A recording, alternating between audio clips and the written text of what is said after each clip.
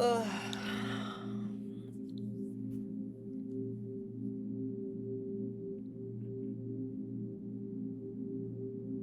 Yo guys, early early stream today. I'm saying like it's it's the second stream I'm ever making. Um, but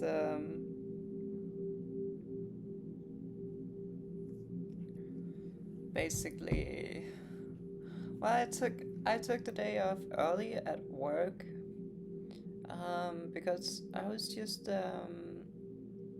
experiencing a lot of brain fog today. Like I haven't really been able to concentrate, honestly. Um, I think it might be because I slept a long time tonight. Like I fell asleep like at around 7 and I slept till around 6. And I feel like that was it's maybe too long. I woke up like at 3 o'clock and I did consider getting up and just starting work. But then I was like, no, that's like psychotic, right? But I did feel like pretty well rested at that point. But then I was like, no way you're doing that. Just go back to sleep. And then I fell asleep and woke up at like 6:30, and yeah, just haven't really been able to concentrate.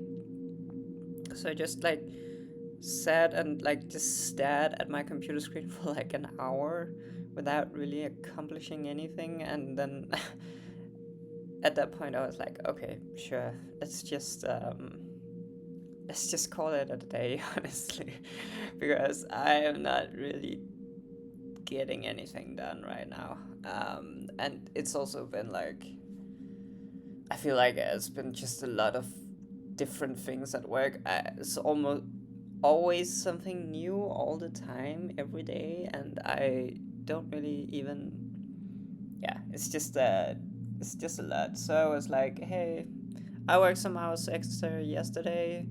I might as well just call it quit early today, and then just try to get something done tomorrow. I guess it is a bit stressful sometimes to call it a day early without really having accomplished much, because then obviously you're falling behind on stuff that needs to be done and so on and so forth. But I think I've decided to kind of cut my Christmas break short, actually, and just work over Christmas instead, because, well, Christmas is a bit different this year, and I'm honestly not very excited about it. So I honestly don't really mind just working instead of doing like a Christmas vacation or holiday. Also, because I honestly just want to work a bit on the project that I'm doing without someone interfering. And it's been like people interfering every single day for like the past weeks. And I kind of thought, maybe in Christmas, like at Christmas and, the week after Christmas, everyone should be gone, right? So I might finally have some breathing room to actually sit and get this stuff done without people constantly intervening with all sorts of stuff all the time. So yeah, so that's also I kind of decided that today, and that's another reason I'm not too stressed about taking today off early. I still need to get a bunch of stuff done, obviously, so I will need to work hard tomorrow, but hopefully it's like I'm also not very like I don't fit very well into the 9 to 5 schedule. Like I'm very inconsistent. Like I sometimes work a lot, and then sometimes I don't feel like working. And today is just one of those days that I just don't feel like working. And I know that sounds very privileged, and I guess it sort of is that I have this job where I can sort of control the hours myself. And but I do feel like it is helpful just to listen to my own body. And if my body says I don't really feel like working, I can't concentrate at all, then I should just do something else and then get back to working at another time, basically. Yeah. But yeah, but tomorrow there is this the big event I talked about that I probably will have to go to. I didn't plan on going to it because it's not like technically obligatory. Like, I mean, it is, but no one is really getting mad at you for not showing up, honestly. So I did plan on not going, but then one from my team said that you should probably go because you are nominated for an employee award. And so I was like, I looked at it and it's true. And so I just, I don't know. I don't really care about it, but it's also kind of a bit, I don't know. It's not that, it's a bit sad if I did then get like chosen for the award and I didn't show up. It's not that it's not that nice for me to not show up if I'm nominated, I guess. Even though I don't think I will get the award and I don't really care about the award, I do care about, the people making the event, and I don't want to, you know, just ruin it because I didn't feel like showing up, you know? So I think I am going to it, and then, yeah. So, and I do want to go to the office. I'm gonna admit I like working from home, but um, it's also sometimes a bit hard to concentrate, not gonna lie. Like, especially today, I feel like I would have gotten a lot more done if I was at the office. Maybe, I don't know. But the thing is, with the office, people are always just coming up to you and talking to you at the office too, so it's a double-edged sword. But definitely sometimes I feel like I get more done when I'm actually at the office. But the thing is, we have a sick cat at home, and so there needs to be basically somebody home to take care of her. I mean, she's not doing a lot. She's basically mostly just sleeping, but it's still like one of us needs to be there to see if she gets worse and to give her food and water and stuff like that, and just keep an eye on her, basically. I mean, it's really sad about our cat. I don't honestly know if she'll make it. I just hope so. She's on antibiotics, and yeah, but she's very exhausted. I mean, she's not does not have a lot of energy. So yeah, at least one of us needs to be at home. Most of the time, at least. I do think that she can be totally fine on her own for a little while, but I don't want her to be alone like the entire day. Like, for example, today my girlfriend has to work, and she does not have the luxury of working from home, and so I basically work from home, right, just to keep an eye on her, because it would be pretty sad if she should just be alone the entire day. And so, you know, I'm kind of just taking the L on that, and not maybe it decreases my productivity. Basically, I feel like it decreases the second day of working from home is always where I get the least done. I think the first day of working from home, I'm like kind of happy to not have to get up and get dressed and go to the office, and I do feel like I'm more at peace at my home. But then the second day, I do feel like I get a bit too relaxed or something like that, and I get, yeah, maybe a bit brain foggy and not able to like really focus that well, because I sort of maybe don't think it's as important when I'm just sitting here at home. I don't really know.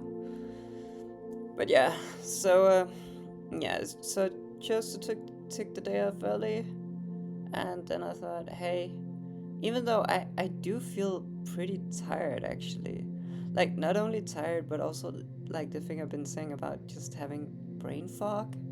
I've been having like a really like a big brain blockade. I can't really think straight, and I also feel pretty tired. Honestly, it's only 12 p.m. Oh, it's only like lunchtime, and I slept like 11 hours, but I still just feel so unbelievably tired. So I don't know how long I'll stream, but I thought I'll make a coffee.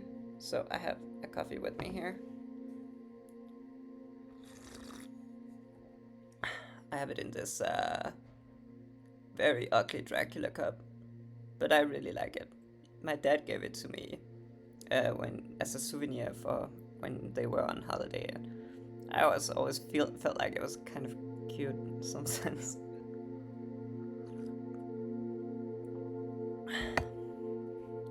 But yeah, so I thought about, since I was like very tired, I thought about just doing some fishing again,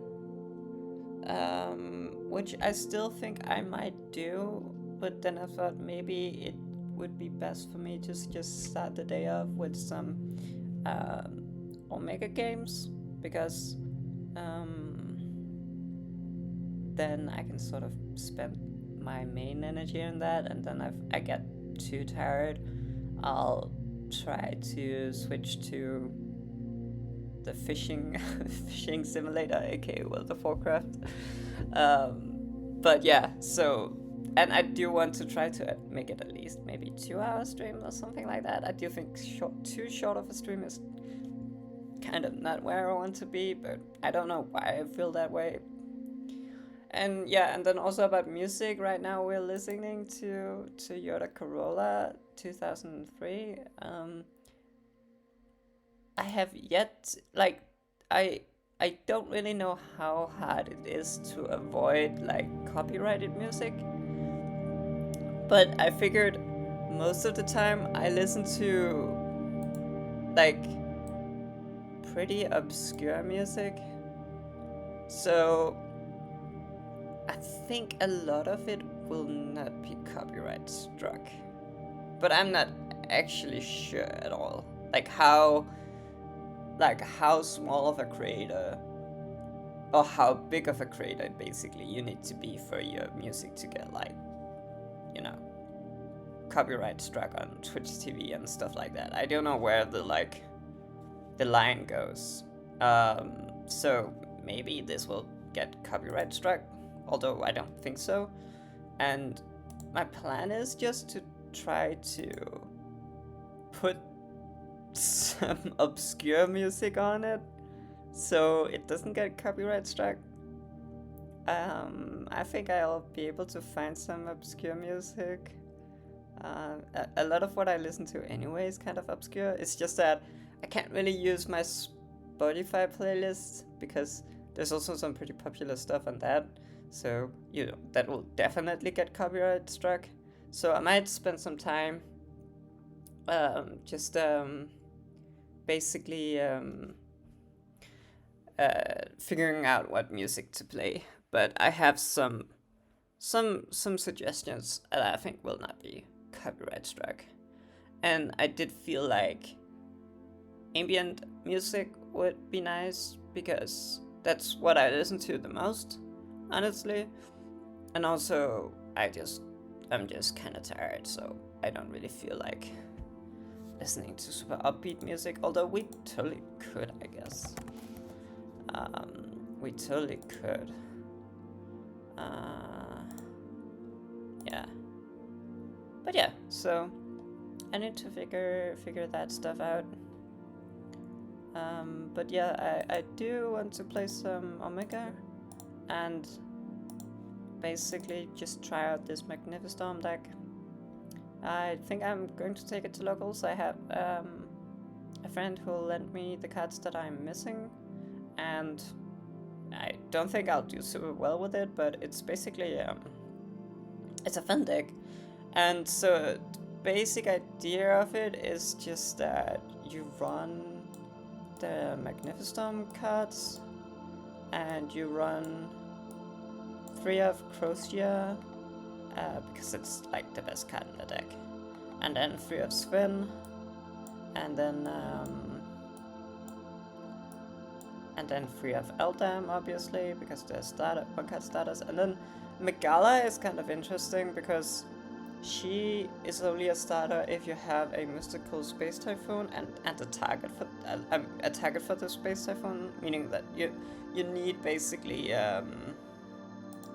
you need to be able to activate a mystical space typhoon or a radiant typhoon quick play. And right now we are running 10 of those combined, so like 7 radiant typhoon quick plays and 3 MSTs. So Megala combos with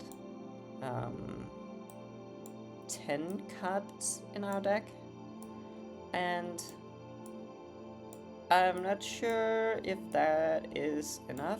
Like, not exactly 10 cards, because for the mystical space typhoon you do need something else to set or something like that in order for it to actually target it, so you can activate space typhoon. So yeah, I don't actually know how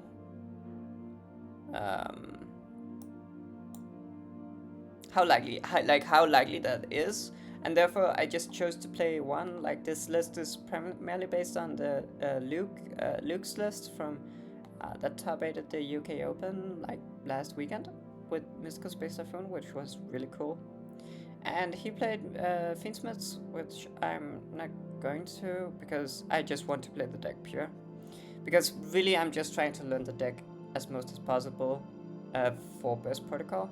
And so I just want to play it pure to get the most experience in with the engine itself, pretty much. And so instead of the Fiendsmith package, I'm running a small emergency teleport package, because it does seem like you need a bit more engine than what is available in Mystical Space Typhoon in Radiant Typhoon just by itself, because you do have like only playing 1 Megala, you are only counting here 19 engine cards. And then he played 1 extra consistency card, and I just chose to do the same. I don't really know exactly the math behind it, but if he said in his deck profile that he felt like it needed 1 more consistency card, so I'm just doing that exact same thing. His extra consistency card was Tenki, so I'm also just running a single copy of Tenki, basically. But I am very curious about the Megala ratio. I think it could be that it's fine to run multiples, because you have 10 cards in your deck that can combo with her, but at the same time she is also not a starter, and yeah, so I don't really know. We can try to think about that today, I guess. I talked to a person at locals last week, and we were discussing the deck, and he was like very much feeling that you should probably run 3 of the Megala just to max out on the engine, and that you would have enough cards to combo with her. But when I look at Luke's list and when I look at a lot of OTG lists, most people are just running 1. So I don't know. Could cut it and try 2 copies and see? But either way, I think the only real reason to run multiple Megalas is for consistency. I don't think that it I don't think it's necessary, but sometimes you do lose her, and she is really nice to just have in rotation. And this deck is, as far as I know, not very good at getting back these main deck monsters once you have used them. So once Megala hits the graveyard for the first time, I don't really think there is any way until best protocol to bring her back. The only thing I think could bring her back is Crocia, because it says that you can add one Radiant Typhoon and or one Mystical Space Typhoon from your deck and or graveyard. So I feel like just reading this card, you should be able to add Megala back from the graveyard with Croziers on summon effect. But I haven't actually done that in game, so something to, I guess, look out for if we will ever be able to add cards back from the graveyard, Radiant Typhoon cards back from the graveyard using Crozier, because the text is slightly ambiguous. So it's not, it's not completely, like, you don't really know if this and from your deck and or graveyard to hand is tied to the entire sentence or just to the Mystical Space Typhoon sentence, but I think it would be tied to the entire sentence, so yeah.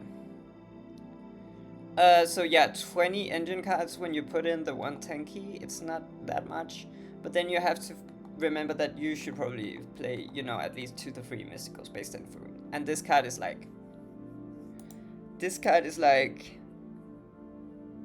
not really a non-engine card and also not really an engine. It's more like an engine requirement and a card that can occasionally be pretty decent. Like, I actually think that this card is pretty underrated as a whole. Like, it is actually a pretty good card, but people are just not playing it because, well, in your non-engine slot, you're really looking for something with a higher impact, right? But if you just get this for free every time, it's actually pretty good.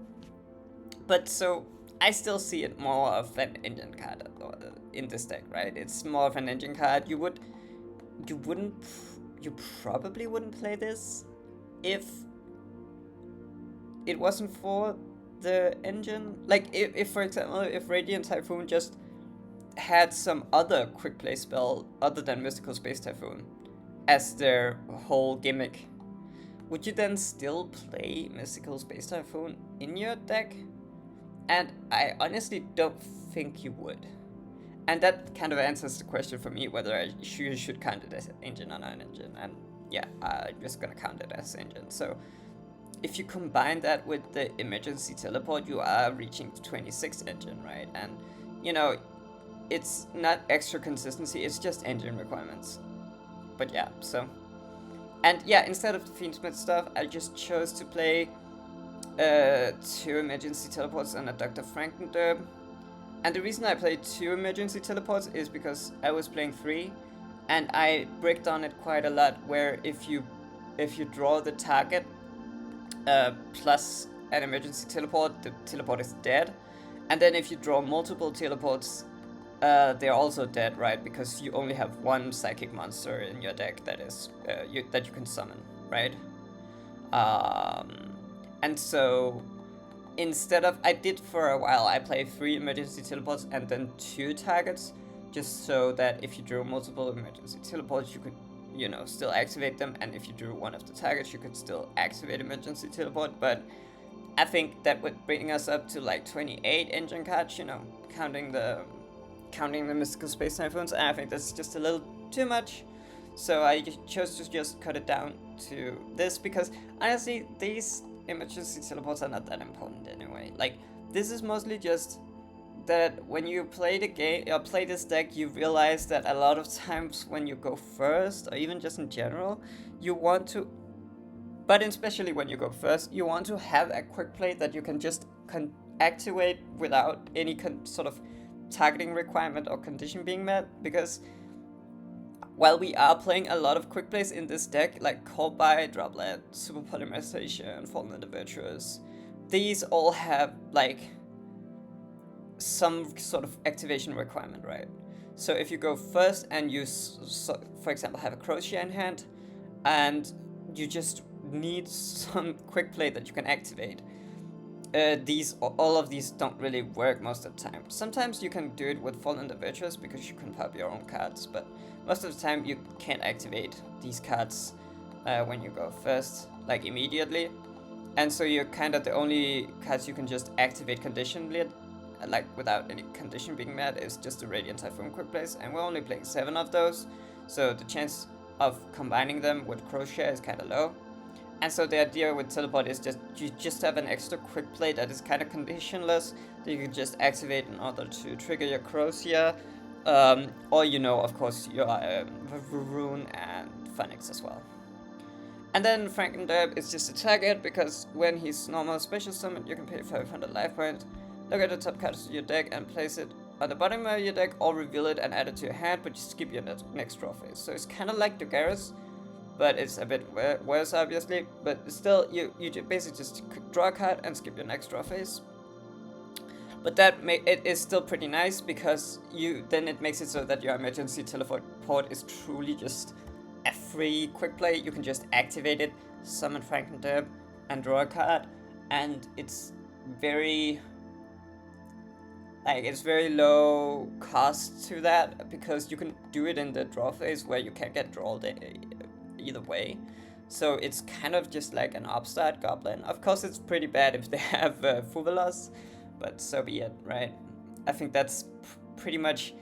I mean, I think the other solution is to either just play more non-engine, which I think you totally could, or play the Fiendsmith cards, right? Because they are obviously a lot better than this. But this is just because I wanted to play pure, and I wanted a bit more consistency because I am a bit worried about the consistency right now because you have 3 Swans, 3 Eldams, 3 Chants, and 10 key, and that's 10. And that's like, I'm not one of those consistency diehards. I don't think that, you need 14 or 16 starters, otherwise it's garbage, right? Because you do also have a lot of 2-card combos in this deck, obviously. But still, I do feel like 20 engine cards is on the lower end, right? Because even though Space Typhoon, I just said we count those as engine cards, there are more so engine requirements than anything else. So yeah, that's why I chose to play this small package. I do think you could probably also just, play, I don't know, 3 Ash Blossoms or something like that. Or just another, some Charmies. You could probably also play some Charmies here. And that would also be completely fine, I think. And then for the rest of the non-engines, just 3 Fuvelas, 3 Forbidden Droplet, 3 Super Poly, 3 Fallen and the Virtuous. Oh, this trap card needs to actually get up here. Yeah, so so actually only 13 non-engine cards. It's not that much when you look at it. So yeah, but basically just a bunch of quick plays. Luke was only playing 2 droplets and 3 super polys, and instead of going up to 3 droplets, but he was also playing a larger engine package with the Fiendsmiths, right? I think he played 5 Fiendsmith cards in his deck, so I can understand cutting a droplet, but I don't know.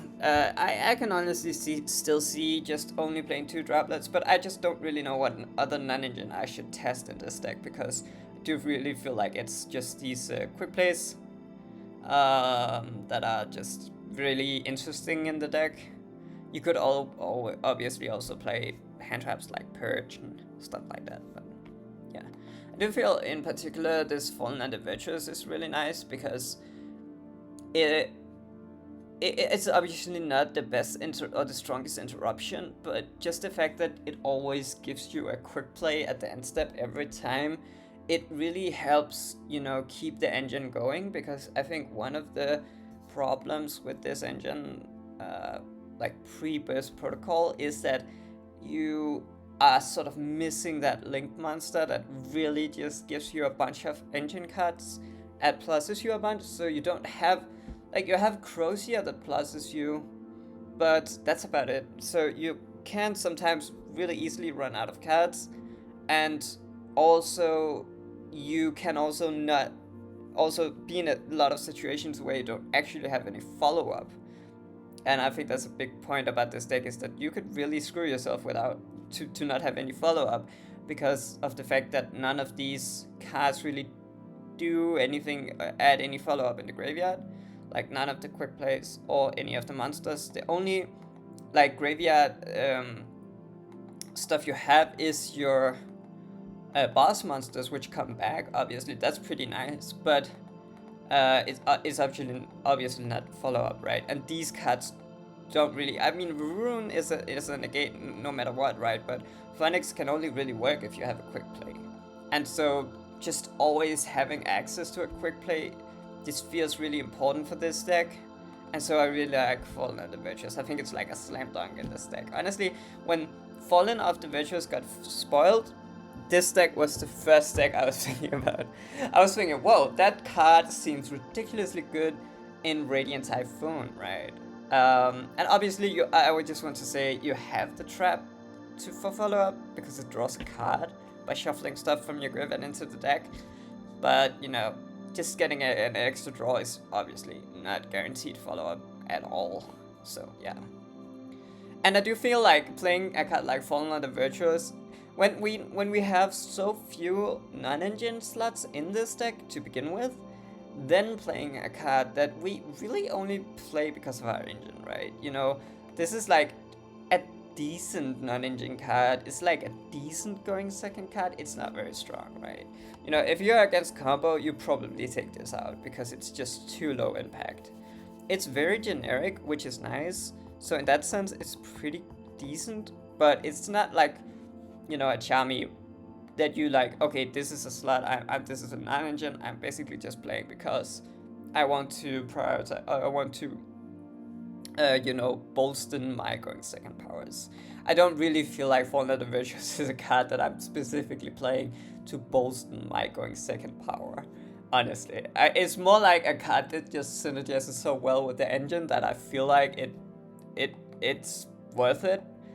But yeah, so in reality, if you take away, if you look at this as an engine card as well, we're only really playing like these 10 down here as non-engine. And I honestly don't know how necessary Call by the Grave is, because just playing a little bit, it doesn't feel like this deck loses really hard to any hand trap. Like even Droll, you can kind of do a lot around that card, so I don't know how necessary Call by even is in this deck, and the same thing with Charmies, but I just chose to play it because it's it's a quick play.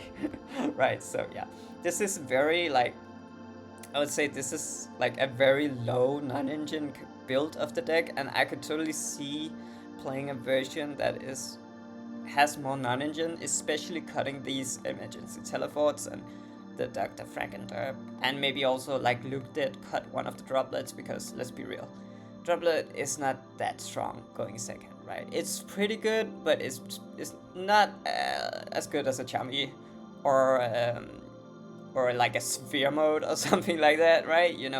It's a good card going second, but let's be real, we play it mostly because we can also use it going first, and it's a quick play, right? So yeah, that's pretty much it. And let me see, I somehow I'm getting nervous that my stream is not running, but I think it is. Yeah, I think it is. And yeah, so I wonder if my music is very loud. 2 seconds.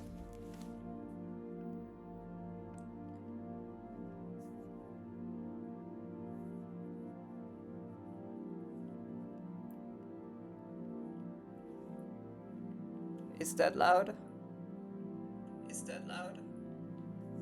Is that loud? No, it's honestly not. It's honestly not. I think the music is fine actually. Yeah, and then for the extra deck, I am playing, since I'm playing triple Fallen of the Virtues, I'm also playing 2 Albions and a Dragon that Devours the Dogma. The Dogma is basically because you can go into a Mouser, and then you can send a Bucephalus, and then the Bucephalus can send the Dragon that Devours the Dogma, and then during the end step, the Dragon that Devours the Dogma can search as Fallen and the Virtuous, and then you can use the Fallen and the Virtuous on your Crozier, sending an Albion, and then during the same end step, you can activate Albion to then set another copy of Fallen and the Virtuous.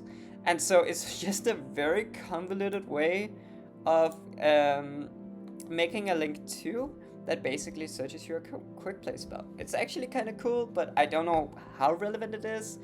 It must be said that Mauser can also send Fergit for like a, you draw a card and put a card back into the deck, and can also send Garura obviously just to draw a card, or Bucephalus can send Garura to draw a card. So you could also just, if you already have access to the quick plays that you want to access, you can also just draw a bunch of cards, right? With the Link 2, and that's still pretty nice. It does obviously play into draws, so yeah, I don't know. But then we're also playing just SP and Win.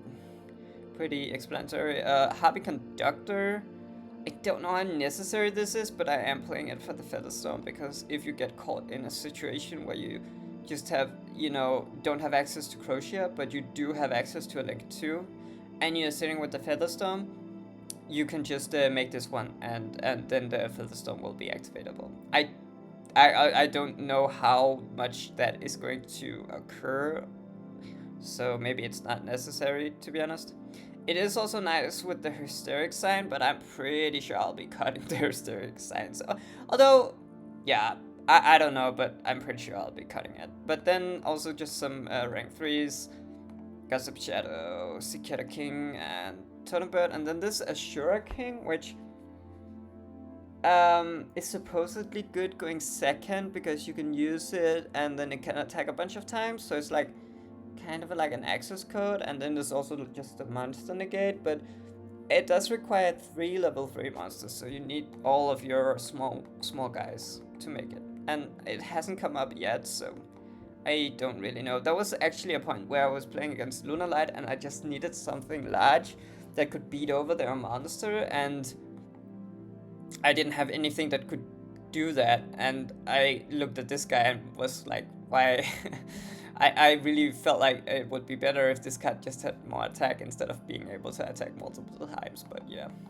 So I don't know how long this guy will make it for, but yeah.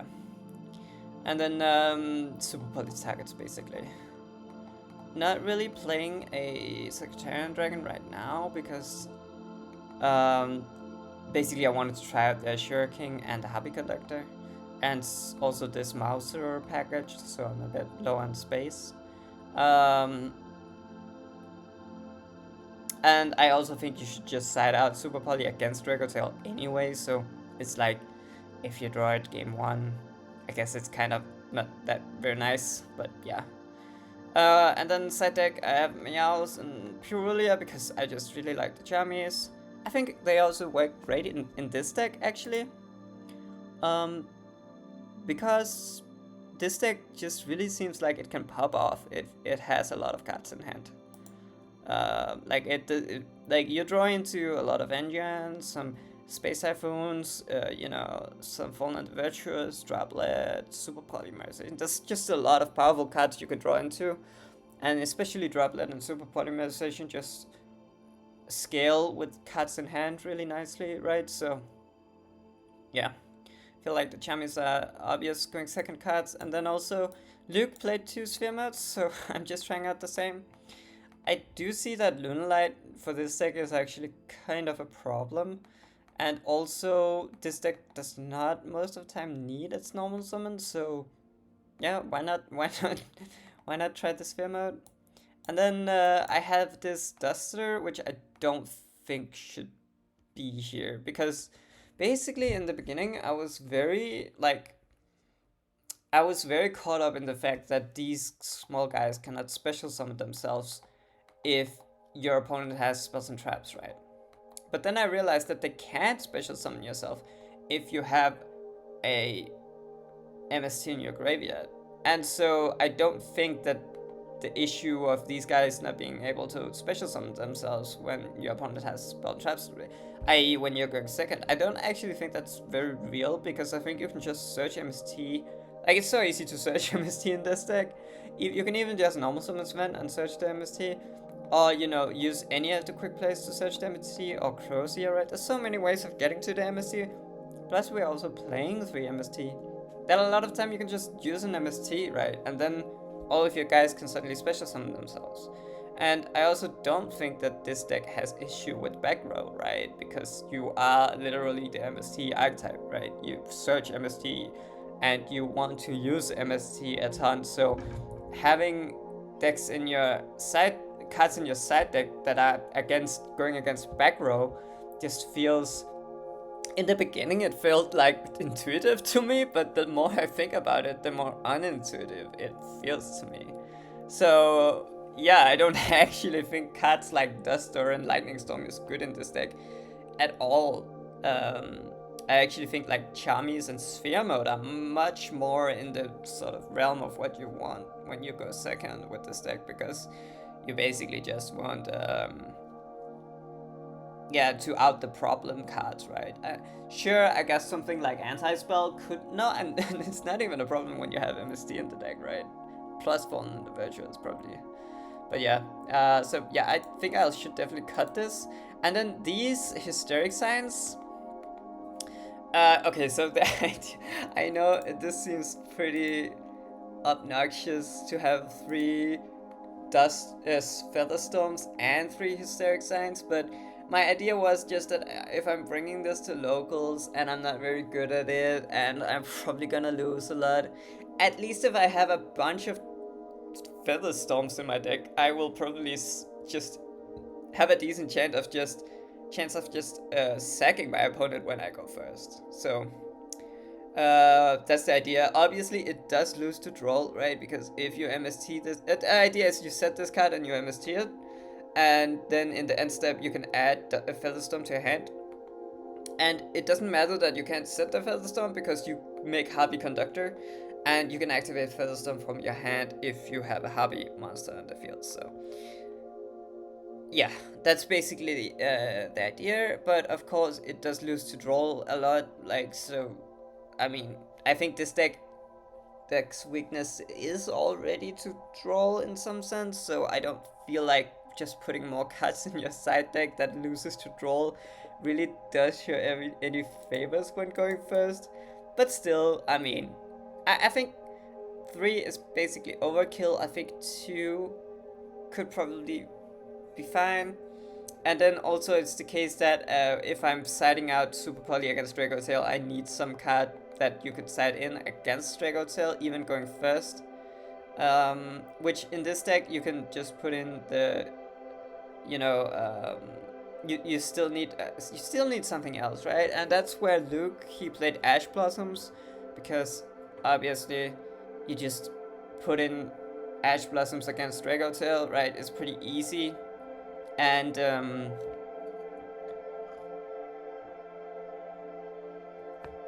and um, and then you're good. And the Ash Blossoms also double as cards you can put in going first against Dragon Tail. So, yeah. But I don't know. I feel like maybe this Dex Draco Tail matchup isn't that bad even to begin with. So maybe it would be fine to not include Ash Blossoms. Also feel like but then again, maybe it's also fine to include it. I don't know. I think just for the purposes of testing, I'm gonna max out on Sphere Modes and Hysteric Science, because if I get punished by draw, I sort of see that this card is not that great going first. But then if I don't get punished by draw, I draw it more often when I have 3. So you know, yeah, yada yada yada. And the same thing with Spear Mode. Just having 3 copies when I'm testing makes sense, because then I actually get to see it more often and I get to decide whether it's good or not, right? So yeah, I've been yapping for a long time. So, oh whoops, I opened my settings. Let's just jump into the game, I think.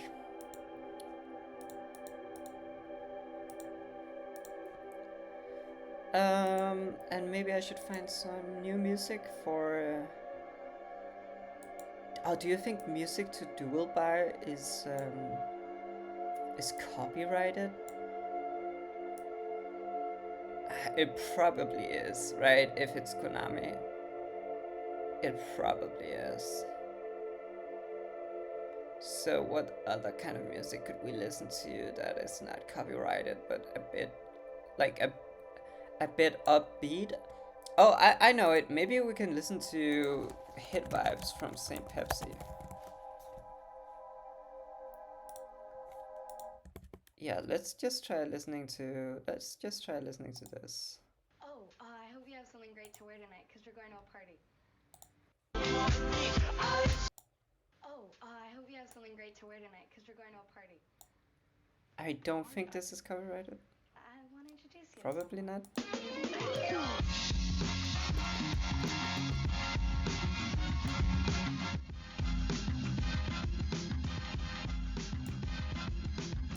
Okay, okay.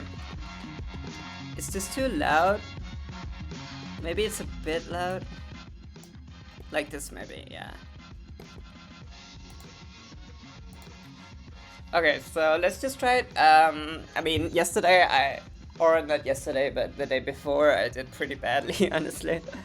I played as actually. Oh my god, this is a bit too loud. Like this, okay. I played against I played against a mirror match, not gonna lie. But they were playing Tempais, so and I just completely entered into the Tempais. It was kind of silly, not gonna lie. But yeah, it happened. I also didn't take it very seriously. So yeah.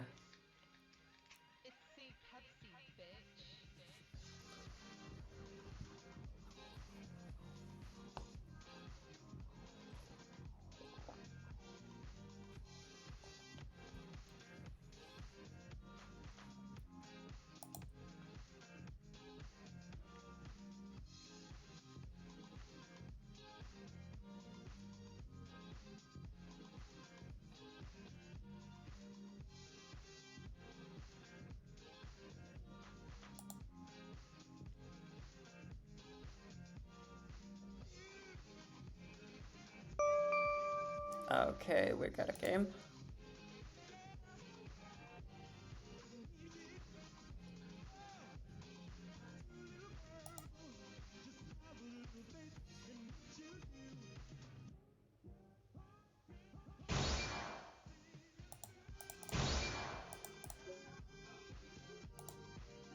That was weird. I definitely felt like I picked Scissor. Didn't it show? Oh, okay, I don't know. Okay, so we have Sven and Eldem and Chant, and I guess the decision is: do we use Chant here, um, in the draw step? And I don't think we do, because I think we do Eldem search Megala and then summon Megala and then use Chant to trigger the Megala.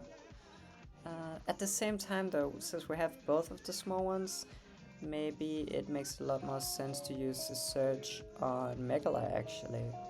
So I do think either way we summon Eldem search Crocia then. We could also go Sven first and search the trap just to be more isolated into draw. Yeah, I think that's actually better. Because then at least we have a negate here if we get trolled. But we don't. So I'll just search. Well, yeah, definitely Crocia here. I'm pretty confident in that. And then just here we add Megala. Also need to just consider adding Mystical Space Typhoon instead.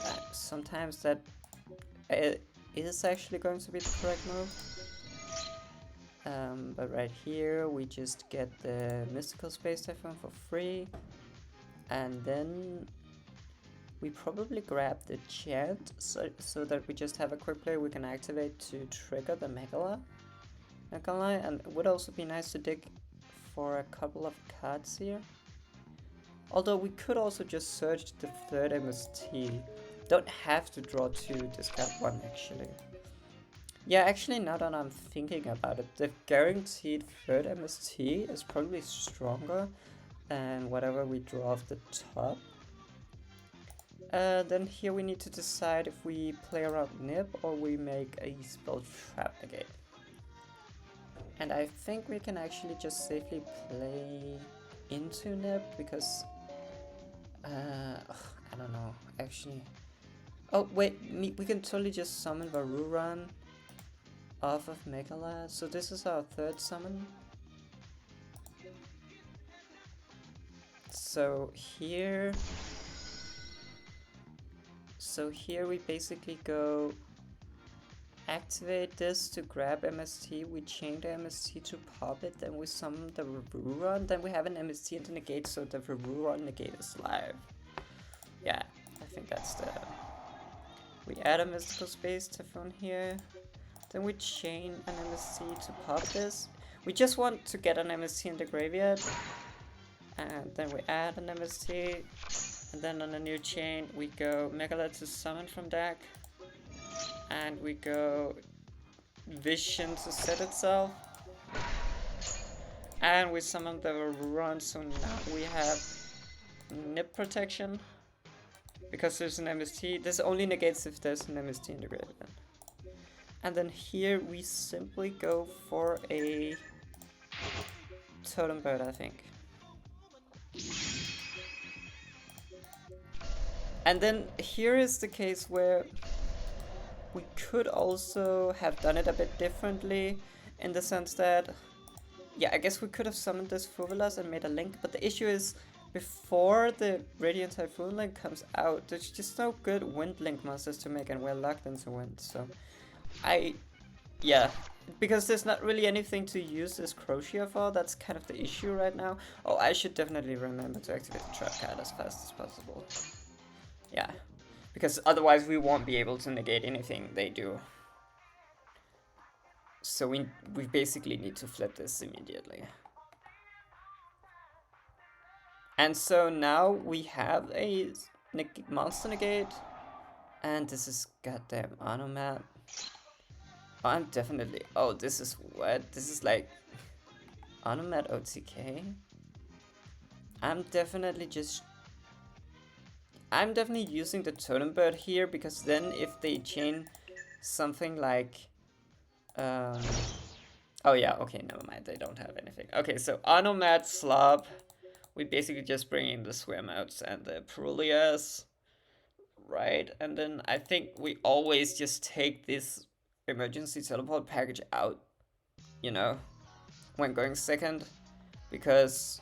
And then we probably also take the Tenki out, because we can go down on starters if we bring in Chaumis, basically. That's always my, like, rule of thumb. Then the question is, do we take out the trap card? And I think the correct thing is probably to take it out, but I'm actually not sure. Because it could be that we need this to sort of close out the game, because I don't think that this deck actually OTKs. Or I'm fairly certain it doesn't OTK actually. And so maybe we should consider leaving it in. I actually think we might do that, because we do have a lot of things to... And I think maybe one Fallen the Virtuous goes and one Droplet goes, because we are bringing in all these sphere modes, and so...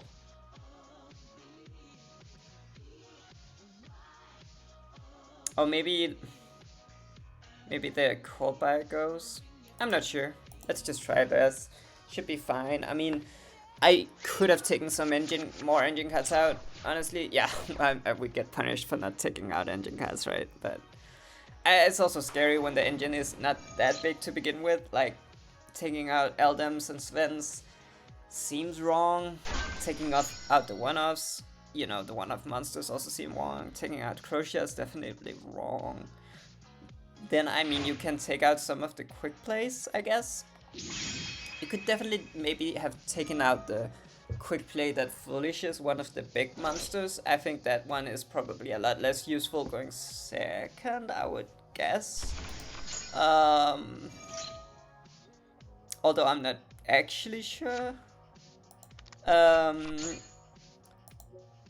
but it just feels very safe just setting out the Franken Derp and the Italies. Because those are not really doing too much going second. And in regards to the trap card, do we side that out? It's actually a good question. I honestly would think, like, the thing is that it could be necessary to have it to just to be able to win the game, but I don't know if we have the luxury to ever search it going second. That's something I need to figure out. But I do think we maybe just need to have it in the deck, because otherwise, like, we need something that just makes it so that we win the grind game once we have broken the field, and also, you know, making the MSTs into negate. Just, you know, if you're playing against Malice, for example, right? And you and you just have a bunch of MSTs, they're not doing anything at all. And so you kind of need that trap to be able to turn the MST into negates. Even though it doesn't really work, you know, when you're going second, you still just want to have it so that you can set it up when you pass it to them and then try to negate something. Otherwise, your MSTs are just completely useless, I guess. So yeah, I would definitely just, like, as a just preliminary, intuitively, I feel like you should keep it in going second. But I don't know, I'm not sure about it.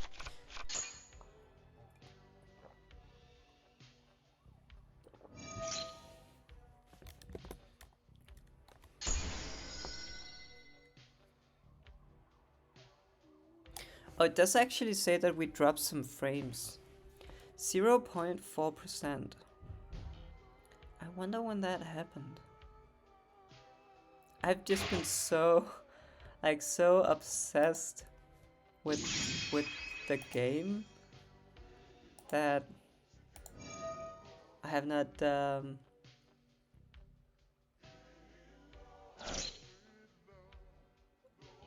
Oh, I didn't even see the chat as well. Oh, there's some people who have typed in the chat. What the hell?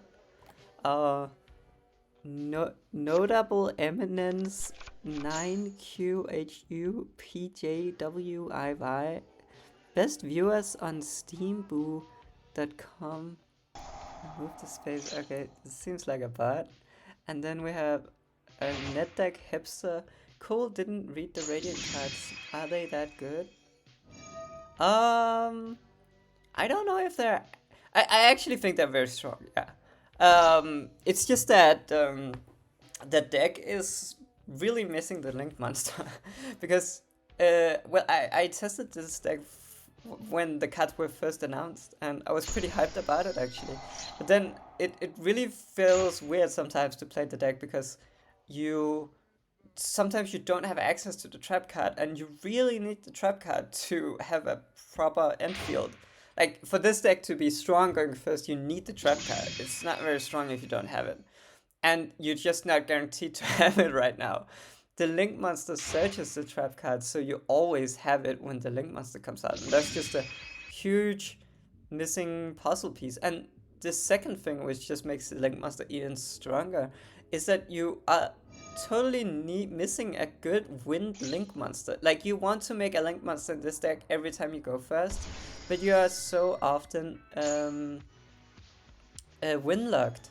And you really need a Link Monster because you want to use your Crochet for something like 99% of the time. Like, the only reason to pass on Crochet is like if you have Feather Storm.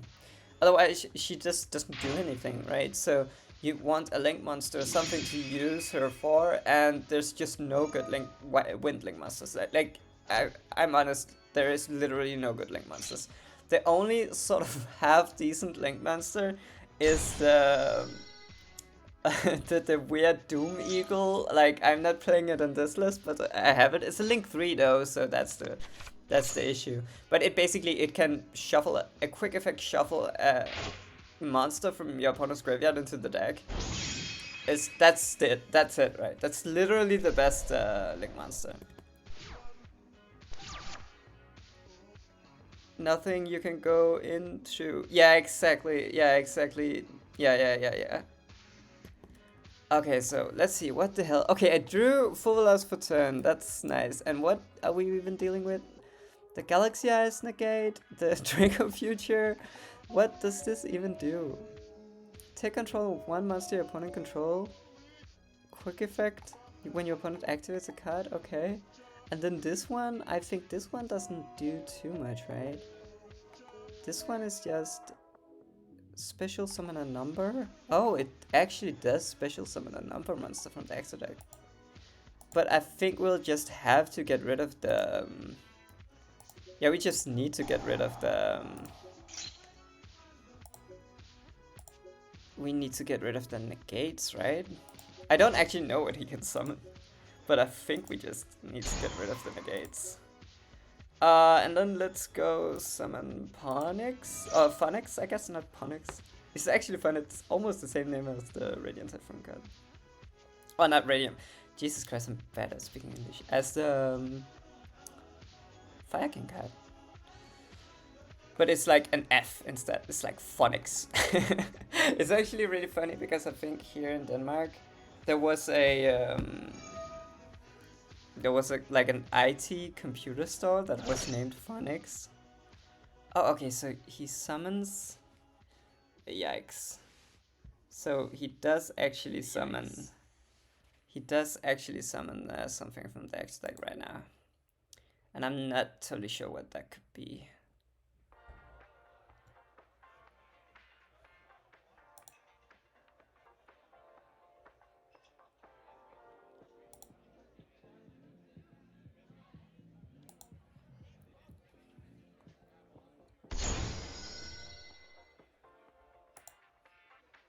Oh, a spell negate. Right.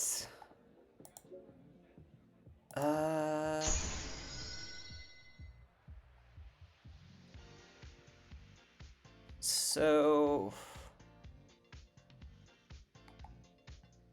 and then this one... it does take control when... oh yeah, this is pretty cooked. But maybe we just go into an SP here, honestly. With Garura. I almost think that we do. Because that immediately threatens the Harbinger, and if they respond, we can take out the... yeah, let's just do this. Also before we're win-locked, and we can also get a draw here. Let's see, they don't have any monster negates, I think, so I should be fine to chain it this way. And, oh, I can't target the Harbinger? Ugh. That's not good. Why can I not target it? Oh, is it this?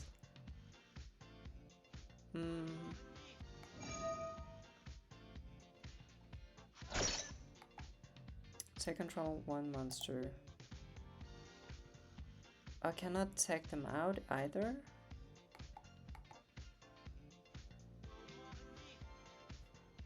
Huh. Couldn't activate SP in response.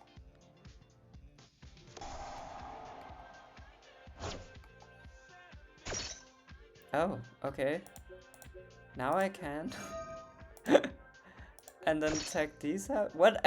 How? Why couldn't I target this beforehand? Is it this one that makes it so I can't tag it?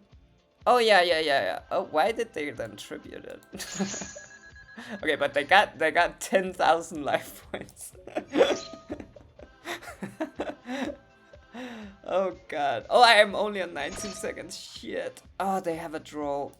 Ah, that's so bad. We just add an MST here, right? I think so.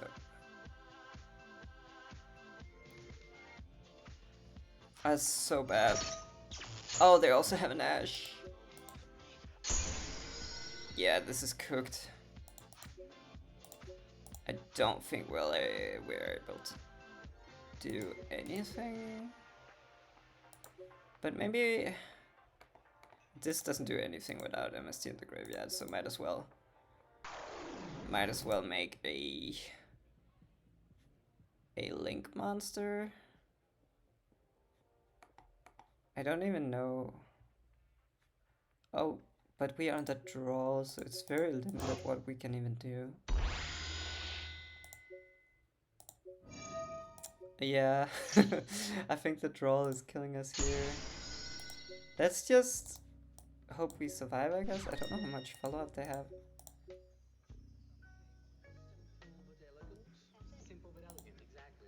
Are there locals in Denmark? Yeah, yeah, yeah, yeah. Oh, I mean, there is in like the big cities. I live in Copenhagen, so there's a local. But if you live on the countryside, no, not really. Uh, but I don't know. Our locals, I don't know how big other countries' locals are, but our locals is like 5 rounds, so it's like it's not the biggest in the world.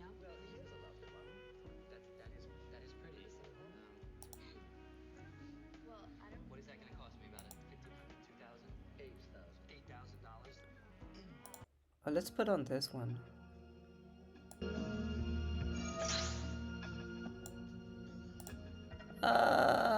Banish this, return up to 2 XYZ monsters from your graveyard.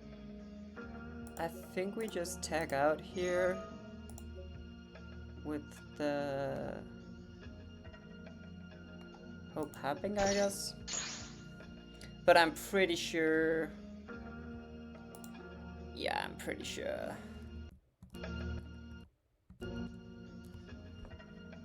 I'm pretty sure we're cooked here.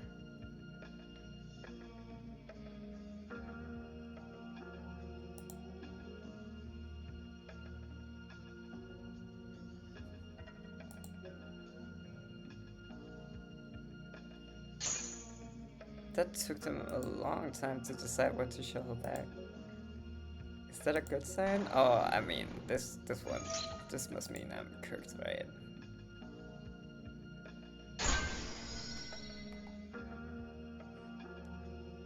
I'm pretty sure this means I'm cooked.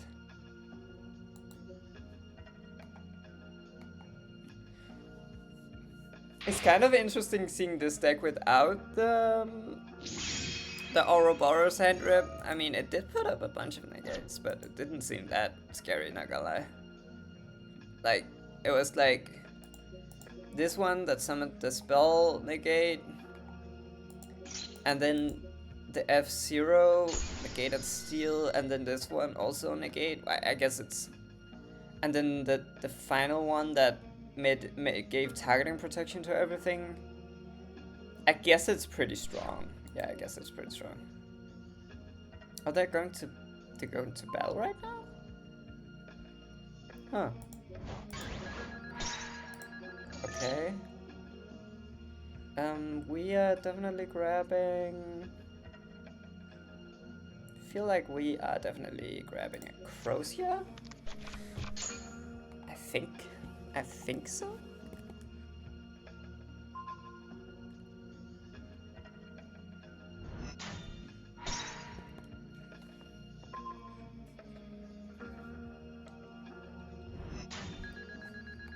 Although maybe we should have grabbed an extra push, because if this Eldam gets negated, we cannot get to Sven, and then we can't get to a quick play, and then we can't use Crochet, so yeah. But... And they do also have the spell negate here. Oh, but this is a pretty good bait, I think, actually.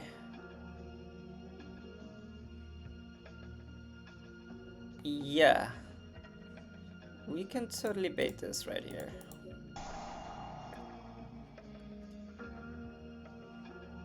Just add MST here, and he's gonna be like... Negate? These guys don't do anything, right? Do we tag out? I don't think we tag out. No. I think we just do Crochet here. We go for... We definitely want the MST. Does this... Do we just go for the... I think we just go for the vision, right?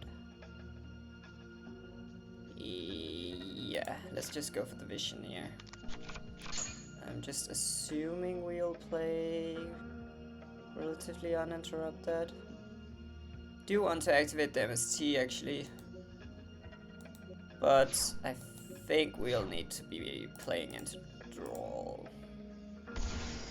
Although maybe I shouldn't have. Maybe maybe that was a mistake. I think, in all honesty, I should have just activated this because then our boss monsters would have come back and we would have a monster negate. But luckily, he did not have a draw. But if he did have draw, it would be pretty cooked actually. So let's just add an extra MST here instead of gambling and drawing 2, because we want to trigger the MST anyway, just to be able to summon our boss. Oh, I forgot to leave one monster. Yeah, okay, that's an issue. I can definitely not trigger all of this stuff because there's not space. That's actually a massive problem. I'll need to have to use MST again then. That sucks. I should have went into a link or something so that there was space enough for the boss masters to actually come back. But at the same time, right here, let's see, we do need to activate MST once again. So therefore, I do think I'll need to go for this one. And then here we need to have, oh, we're wind locked obviously. We need to have some, yeah, that I really screwed myself over by not Xyz summoning beforehand. I think we just go into a Cicada King with these two. And then here we go. Because we need to shuffle the 2 of these big guys into the deck, otherwise we just can't beat over them. It's the sad truth. So we do go this one to add a Mystical Space Typhoon, I think, and then this one just to Neoget, and then grab out the final one from the deck, and then now we can summon our monsters back.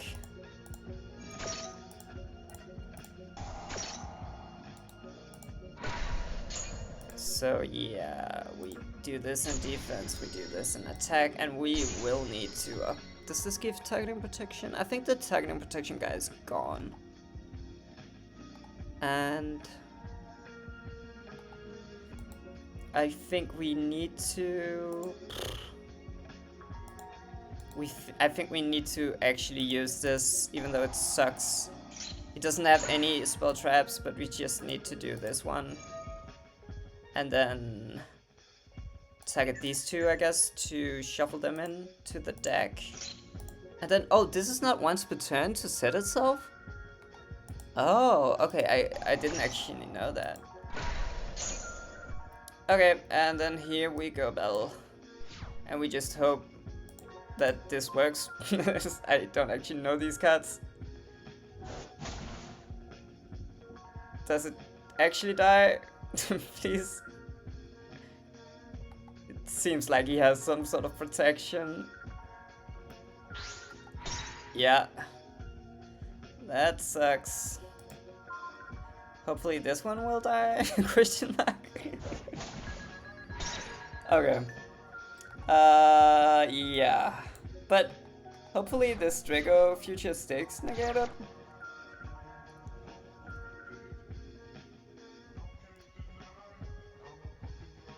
What was that gave him battle protection? Was it this one?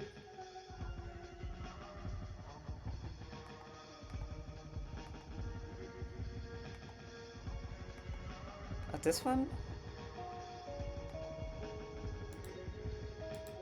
I don't actually know how he got battle protection right there.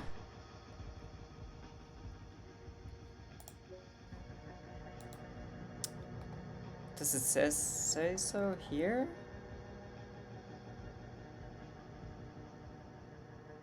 Oh, it literally just says cannot be destroyed by battle artifacts. Whoops. Okay.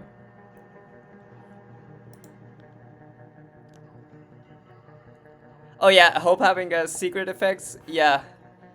Yeah, definitely. I wanted to shuffle that one back, but I also saw that the other one also. Oh, he's about to move to the next phase. That actually sucks. He'll beat over the Cicada King. Can't really do anything about it. Oh no, he chooses to beat over the SP. Okay, I don't think I can do anything about it. Oh, he surrendered. Okay. I was pretty close to surrendering myself, so I'm kind of happy about that.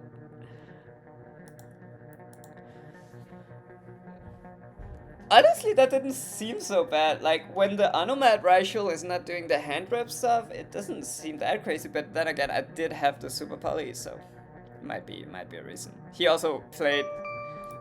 He must have played some janky shit because he used the vodka to gain like 10k HP. Okay, so going second here with the trap card, not ideal, but we do have Folas and a droplet, so I guess this will depend a lot on if this Folas resolves. And we're playing against Dracotail.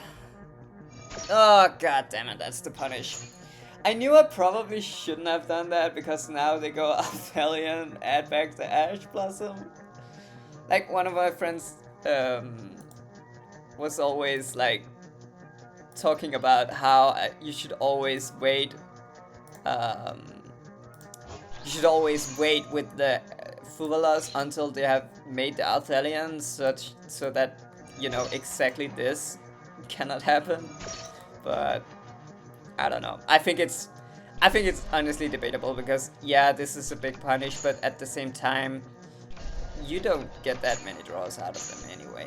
Like they'll probably only summon once more this turn anyway.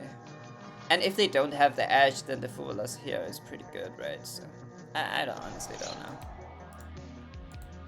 But yeah, so let's see. This matchup should in theory be pretty good. I feel like because they have a bunch of back row and we just have a bunch of MSTs. But then again, I don't think our hand is that strong right now, and they also have the flame, which is probably pretty good against us.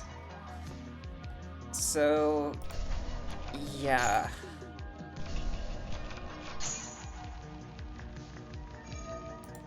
Oh, I forgot to look where they set the cards. No. So I think this one is flame, and then this one is horn, and this one is sting maybe. Oh, we do have the Italy, I guess. Maybe we can base something out of them here. They could also just use the Ash Blossom like on this. I wouldn't blame them honestly.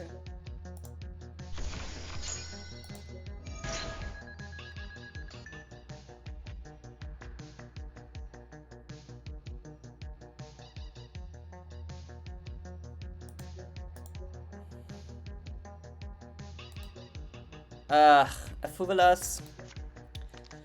Not super strong here.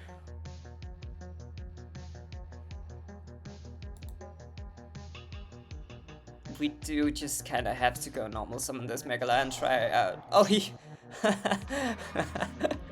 he uses the horn on this? Okay, that is very weird. Because now we can basically just... Yeah, I mean, we could also just use this one right now, actually. And then add a Mystical Space Typhoon. And I feel like he'd be pretty inclined to negate this because we're literally just adding a card that can pop his back row. I hope he takes the bait. If he doesn't take the bait, it's actually kind of bad. But if he does take the bait and use Flame right now... Oh, I guess he also has the Ash Blossom, I guess. That's true. Yeah. then I think we're kinda checkmated here. Yeah, because even though yeah, we're kinda checkmated here. Maybe I shouldn't have done that actually. Maybe I should just have normal summoned this and then activated this because this can trigger either way. Yeah. Yeah, I think we lose here because we don't have any plays, so I'm just gonna surrender. I don't think we'll have any plays. Yeah, this is once per turn to draw a card. And none of the cards in our hand do anything. So yeah, I think we just surrender here. But yeah, I do think the play there was to normal summon Megala. Because they did use the bounce. So I just normal summon Megala and use the spell card. And then even if they negate the spell card on a new chain, Megala would trigger. And I mean, they would just be able to Ash that. So, you know, if they played their interruption, probably we couldn't really have done anything. But you know, you should always try to see if your opponent misplays, I guess. Okay, this is a strong hand. Let's just draw some cards here. Okay, so they have an Ash Blossom, right? That's the only card that can negate this. They will Ash this and then we'll go Crochet, summon. They'll need an additional interruption to stop that, but I guess they can Bell Crochet. So they could... Yeah.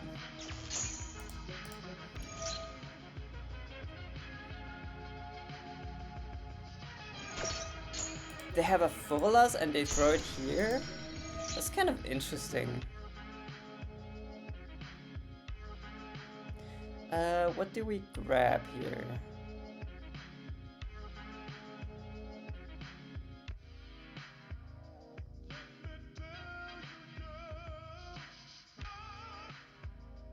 We definitely grab an MST, and I think we just go for the Eldam. Or the Sven. Let's go Eldam here. Maybe Sven is better to play around draw.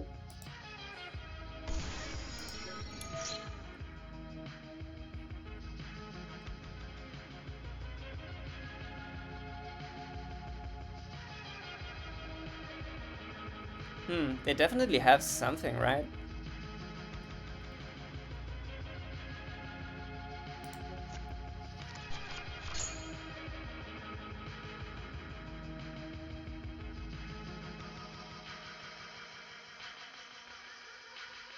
It's probably a Femina actually. So let's just try to make a Gossip Shadow here to try to somehow force out the Femina. I feel like usually when they think this long about it, it's because it's a Femina. And are we willing to give them a draw though? I think we are.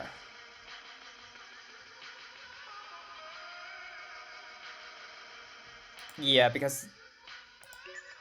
Yeah. I think so. Because we also have the Feather Storm, so if we can just prevent them from using this Femina... yeah, this can be a Bestial. It could be like a Vela, I guess. Yeah, it could be a Vela.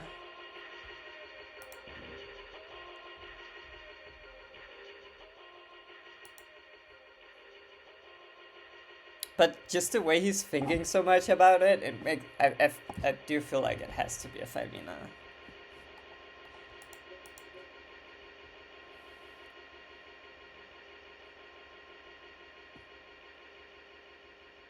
He's really thinking about it.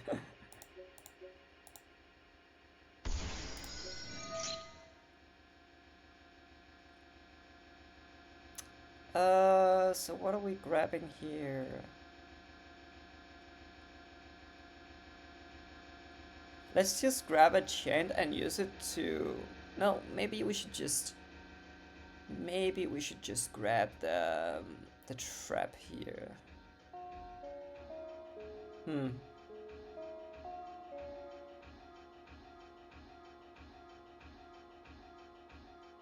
yeah, let's just grab the trap because we can use Magella to summon follow up on last turn. Like we don't have to summon the boss monsters. We can just summon another Crochet and get to search follow up.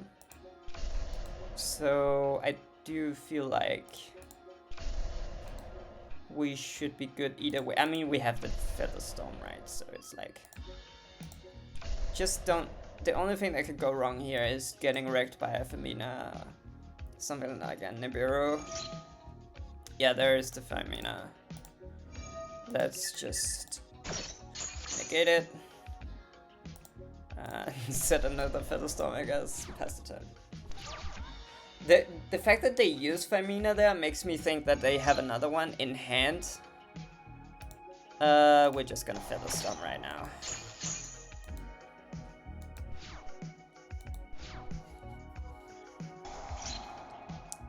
Oh shit, I forgot to use the actual... Yeah, I forgot to use the trap. I really need to remember to just shotgun the trap at all times. Okay, so they do grab a Femina to play an out turn.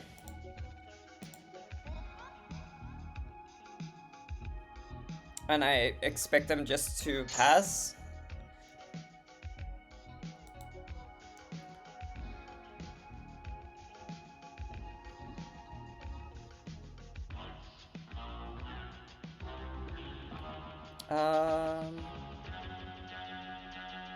Yeah, okay, this is not... None of this is main phase only or anything like that, so we can just use this one here. Oh, it has to... Oh, right. It has to summon a different... It has to summon a different name than the ones we already control, but we can just summon an Eldam here and then use Eldam to grab.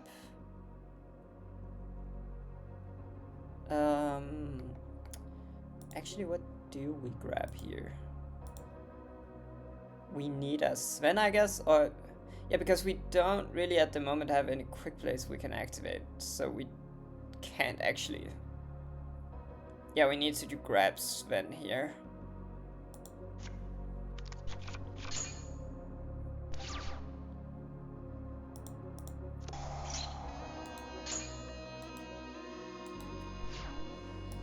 Okay, and we should just make this guy that can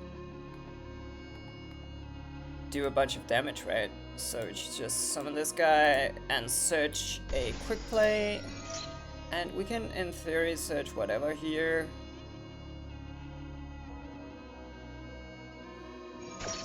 I think we just Featherstorm again. Yeah, and that's a bit, I mean, that was a bit sacky, right? So now we have the issue. Now we have the issue that we don't really have anything to put into our deck, really, apart from these Frivolas, and we can just keep the Featherstorms in, I guess. I don't know.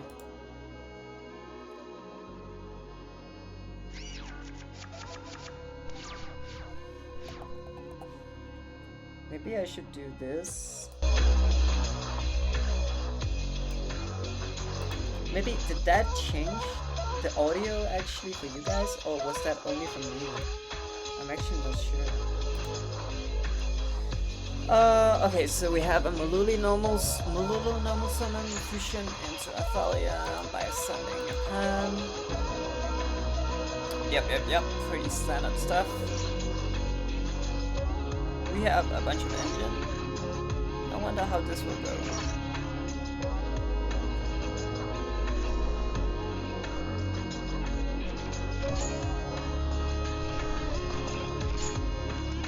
Set the flame and the raffle.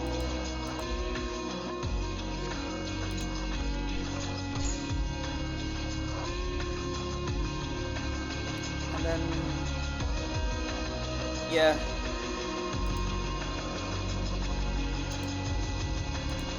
Actually, let me put on some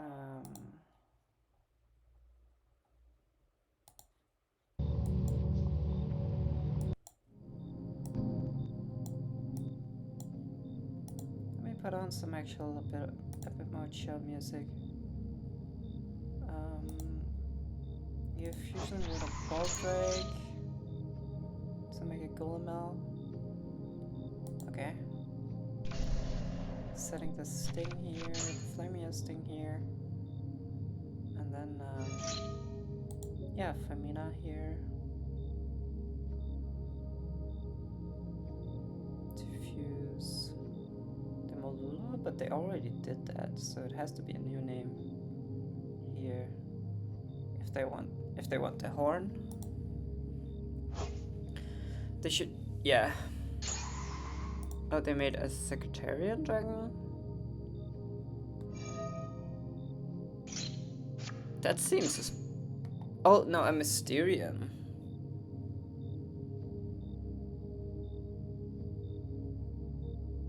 I guess that works. It's kind of weird. Let's just drop this Fuvelos. I mean, they are going to want to Femina here, so...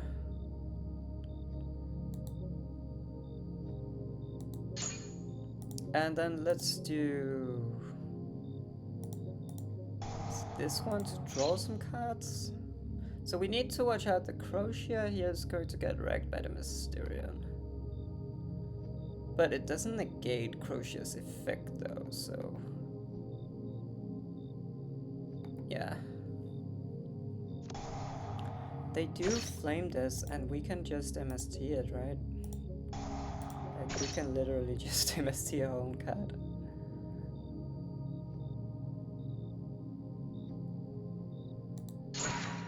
So we do draw the Crocia. I think we just discard Sven here.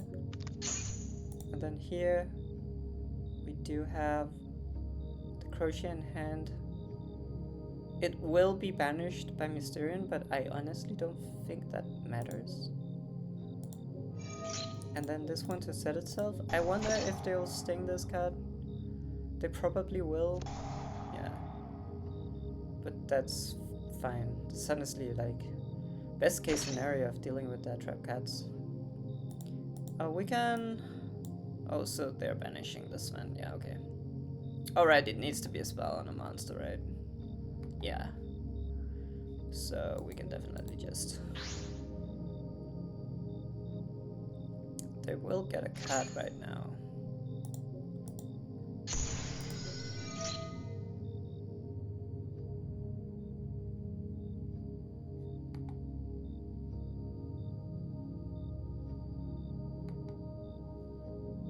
And then they can go Mysterian here. They have... Do they have the Urgula? No, they don't have the Urgula. They have the Molulu in hand, definitely. And do I know the other card? Probably not. Okay, so in this scenario we have plenty of access to the small guys. We definitely grab an MST and then maybe we just grab the monster negate here, not gonna lie. Just to kind of maybe we actually grab this then. Yeah. Because this one is Beastwire. We can only really add the second Sven. Oh, I was thinking about adding the Eldam. But maybe we just add the Varurun to play around. Yeah, let's add the Varurun here, I think so.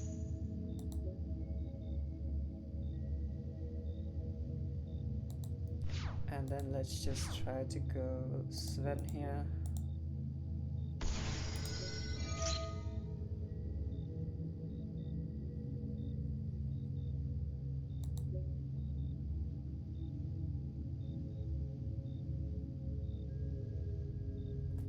And then should we maybe just go for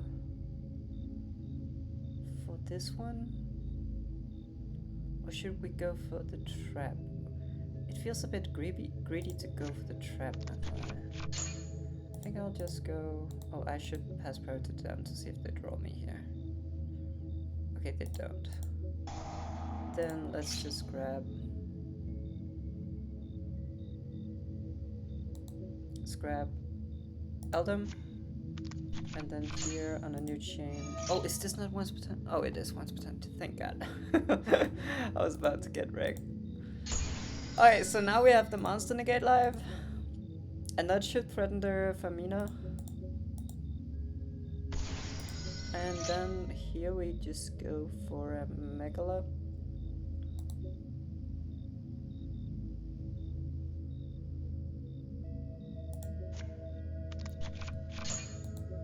Yeah.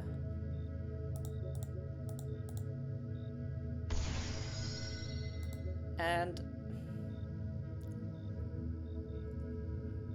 I think we just use this effect to add an MST and then summon the big bird.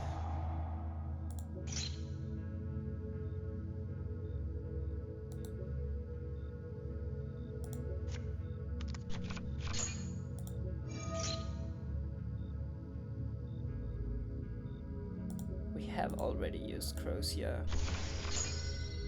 And then here I don't really hate just going to battle and crashing the bird into this one. We do have the pan and graveyard.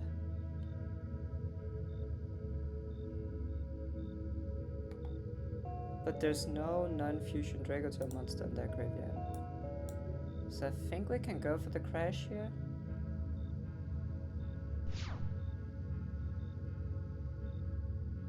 Not totally sure what they have here in the battle phase. Is it a bestial? Yeah. It is a bestial. That is completely fine actually.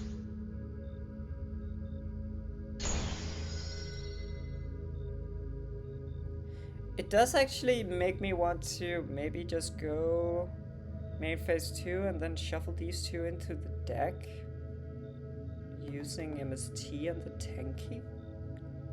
Yeah, let's do that. Because I don't know if we'll be using both of these MSTs anyway, and it would be nice to have the Varuro Negate and Destroy online.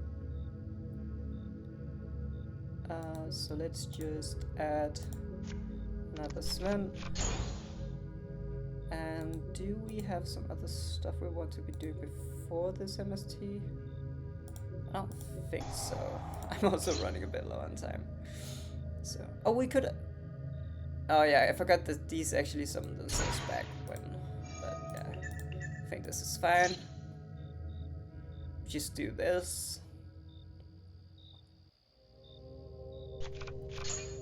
And then we go into a totem bird. I'm pretty sure it's just gonna be a totem bird. And we set the MST. Now, to be fair, we do need a target for this MST, so we do need them to play into this somewhat. But it's Dragotail, I mean, they have to set stuff, right? Do we summon this Sven? Don't think there's anything meaningful we can actually make with it, so... Could have summoned the pan to our side, actually, which could have been decent. Oh, we just negate this every day. Do they have the neb? No, they don't. That was pretty stupid of them then. They probably didn't know Ruin did that. We just also negate this because it's negate and destroy, so... They really need a spell or something like that to follow this up, and yeah. Alright, cool.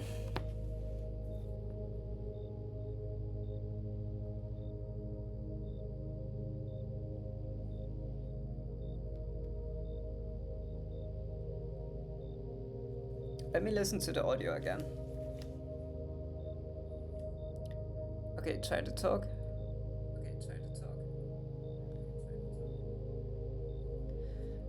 Okay, I don't feel like the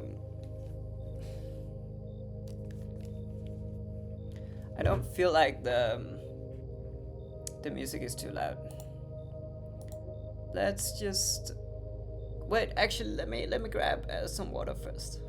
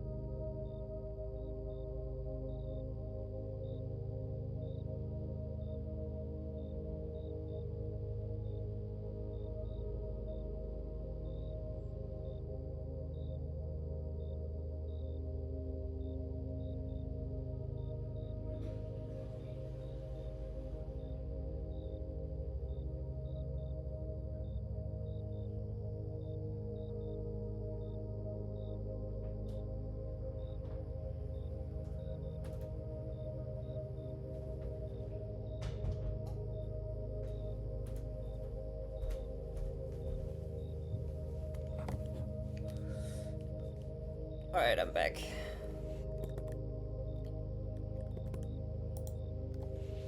Let's queue for another game. We're in platinum now. Whoa. Amazing.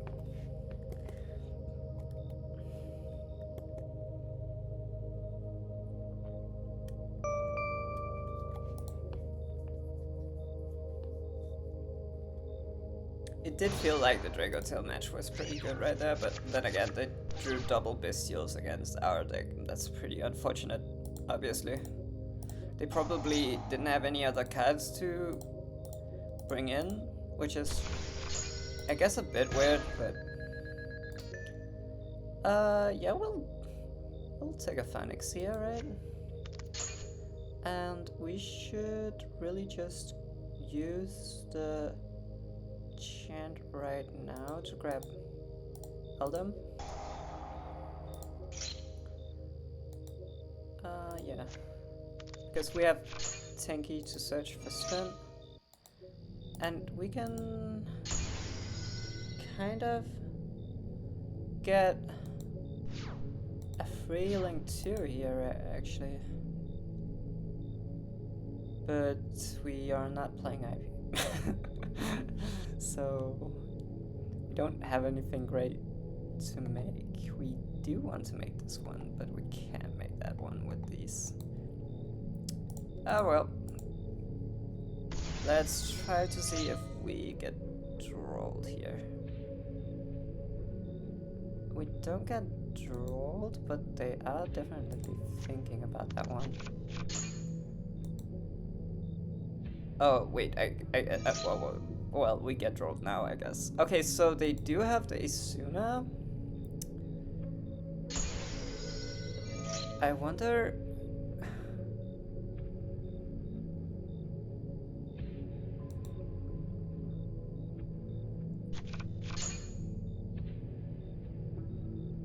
So, if they go Lupus to summon here, we could just use Fallen Anniversaries and Lupus when he activates his effect. That's pretty strong.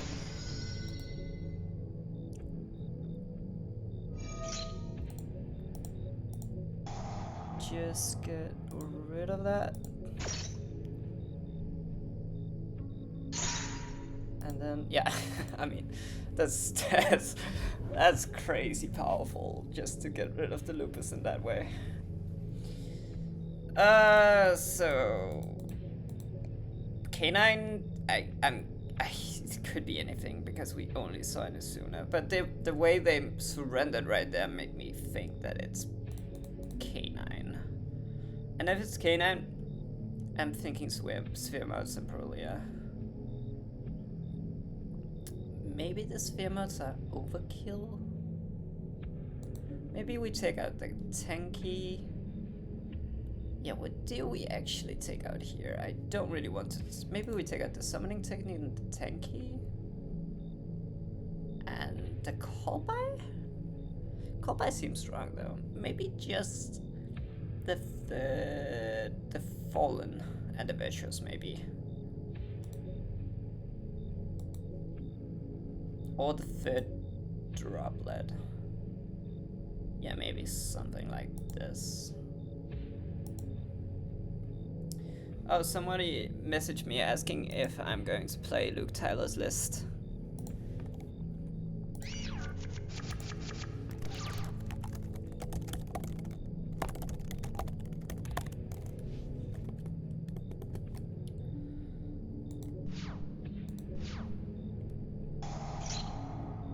Oh, it's Centurion. That's kind of a long time since I played against a Centurion. Discarding the Ash Blossom. What the hell? That's a crazy card to discard. They must have, like, either 2 Ash Blossoms or some crazy non-engine in their hand. Like, some floodgates and stuff like that, probably.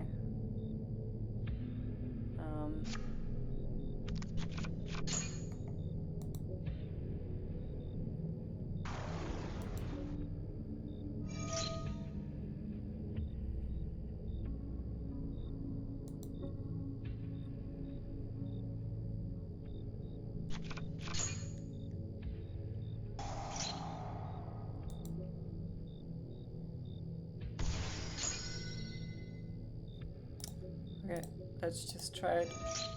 I feel like they must have a second Ash Blossom. Yeah. And an Asuna, okay. Eyes go. Yeah. I don't. Yeah. Eager Feedsmith. Oh, väl Ili. Vad säger jag nu? Bara sjöva. Det kör här i nästa omgång.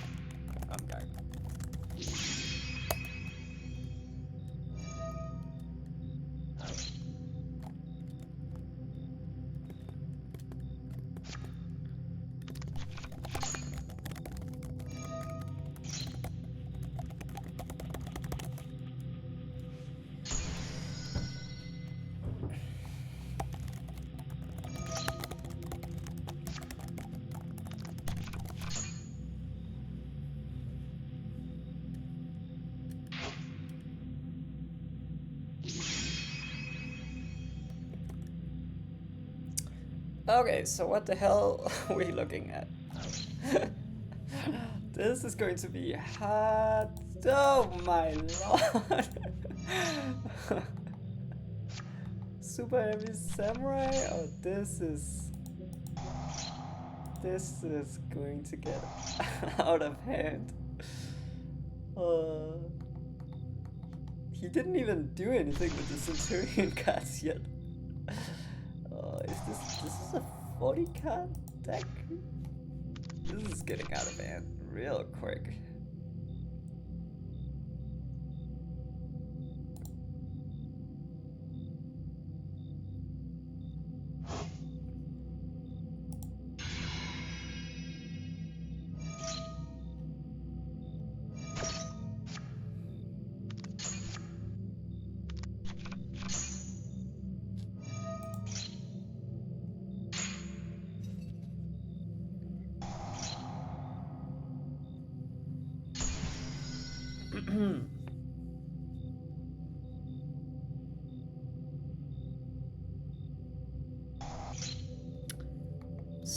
So,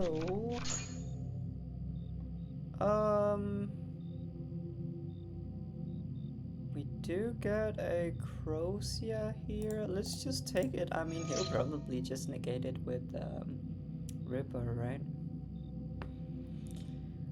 He'll probably just negate it with Ripper. But that's fine. I mean, that's still one interruption gone.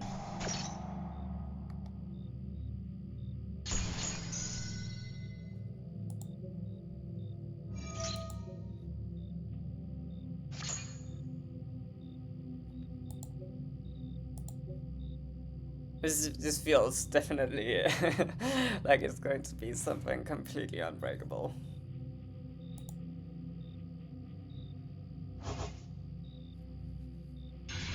We could like draw a sphere mode off this hub, I guess.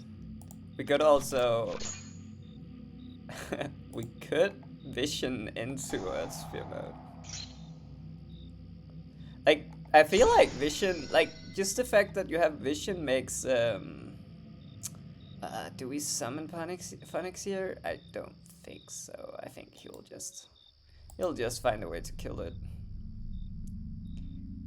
I honestly don't really know enough about this deck to know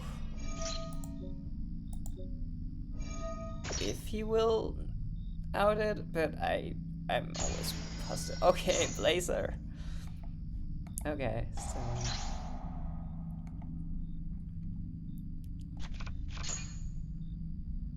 yeah. I mean, Sphere mode would go hard right now. That's for sure. And we have some pushes, right? We have vision. Don't feel like he'll negate vision. And then Crochet afterwards. Silhouette Rapid into Apophis? Oh my god. Okay. Into Case? Okay. He doesn't even have doesn't even have space for the quick play K9 spell. I mean, it probably doesn't run it then, but it's still kind of funny. Oh, and now we Pendulum Summon? That's... Oh, Pendulum Summon no Roy? God, what? What even is this? Looking at my hands? Sure. Have a gander. It's just engine cards. You should be able to beat that.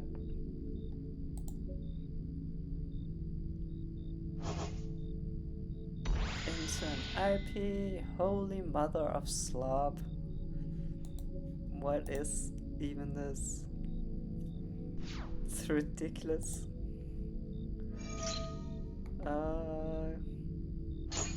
Sure. Fallen and the Virtuous, huh? We can use that to out the Blazer Dragon right now. So, he has some synchro stuff going. He has the Apophis. I think we will out this Blazer Dragon.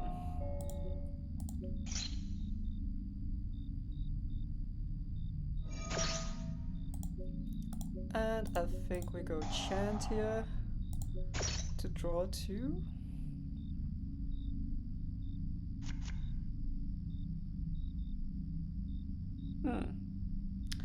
I guess we...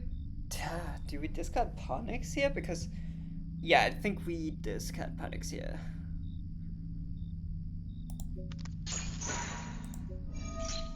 Summon Crochet.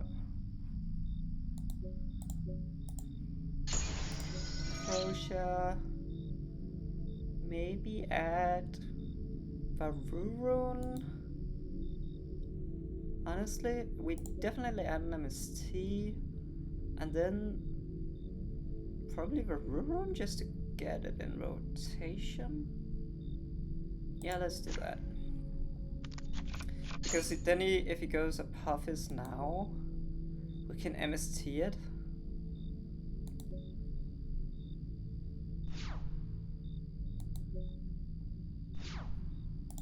Let's just normal summon here.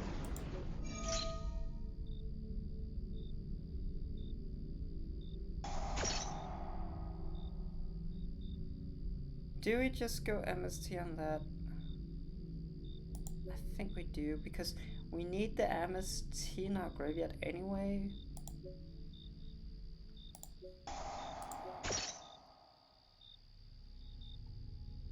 Yeah, we definitely need the MST in our graveyard. Oh, it can be destroyed. Oh, boo-hoo. This one Face up, cats in your spell trap zone cannot be destroyed. Oh. Oh well. I'm honestly not too mad about that. We really just needed the MST in our graveyard to do this and do this.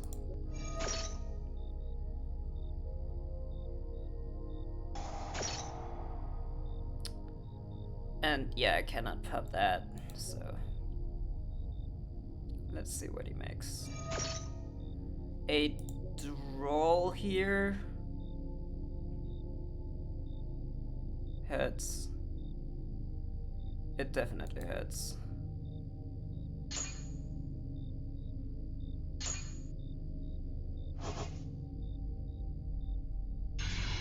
Maybe I should have used the chant. I was just thinking I'm going to use it to bring back an MST from the graveyard. I was very convinced of that.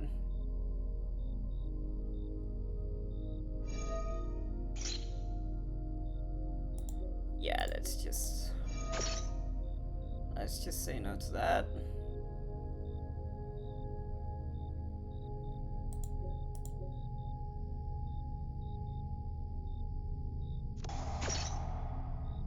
And as far as I can tell, face-up spells in your spell trap zone cannot be destroyed, so yeah, probably can't destroy that with MST. It's kind of annoying, not gonna lie.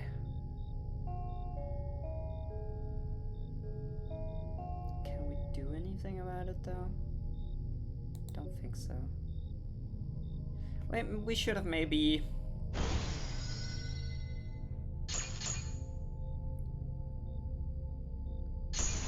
Yeah, we get another Blazer. That's just great.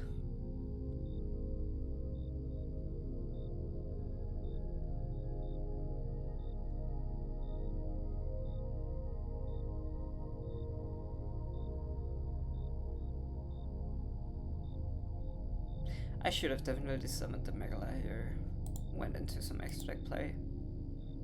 But the thing is, I don't really know what to even make here when we're windlocked.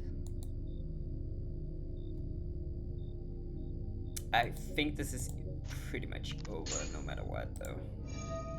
But I think we'll take these and shuffle them back into the deck.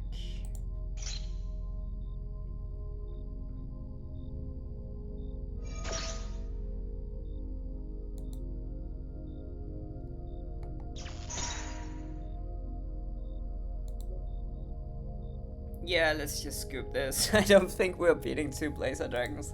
Although I will say, if we just had one piece of like strong non-engine there, like a Super Poly or a Sphere Mode, or even just a Resolved Charmy, I think we could have had it, so no. This deck is not that weak. This deck is definitely not that weak. Let's see, what are we taking out here against that weird ass thing? Maybe Super Poly, I'm not so sure it'll be able to resolve actually. So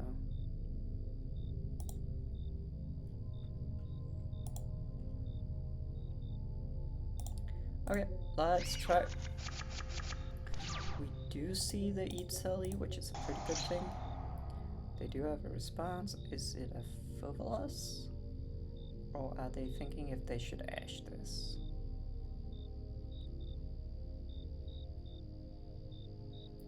They don't do anything, which makes me think it's an ash blossom.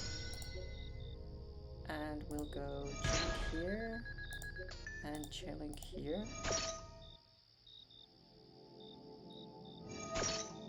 And they go Perulia. Interesting.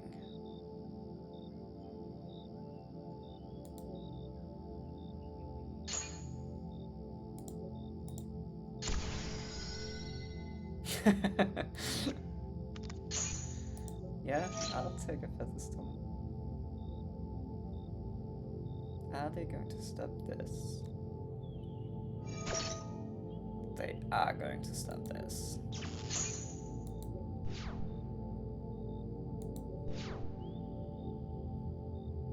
I think I'm just going to set and pass. I don't think there's any reason to play into this. Perulia with the... I don't think there's any reason to play in this. Oh, they have something else. Do they have any Suna? That would suck. Let's see. They do have the Suna.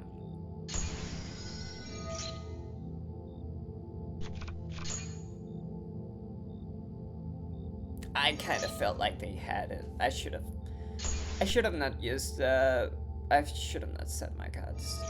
But let's see what they make. Probably make Nash Knight here.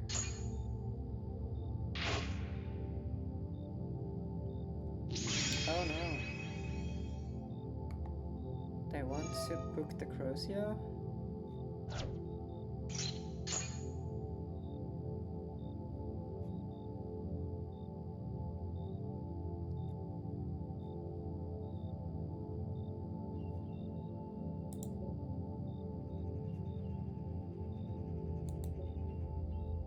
Am I really playing into this Perulia?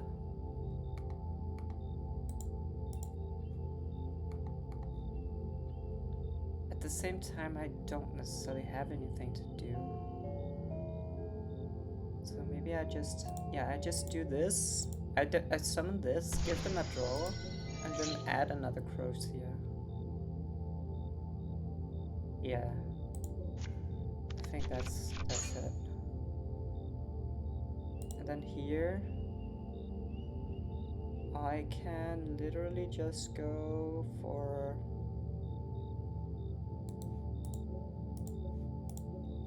a Gossip Shadow, maybe? They can go into battle, but this Gossip Shadow is... Or maybe the Cicada King, actually. Yeah, maybe we do this Cicada King.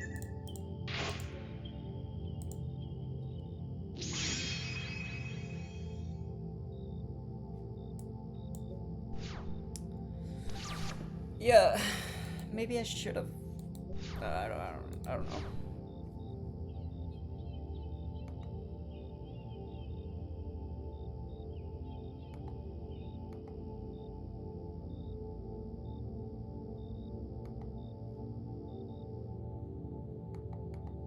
We need them to commit something so that we can use this Fallen Individuals.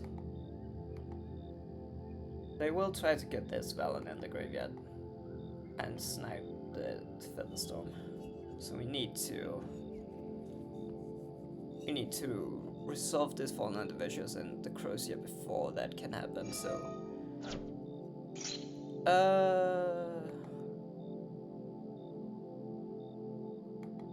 That is... fine. I think this is fine.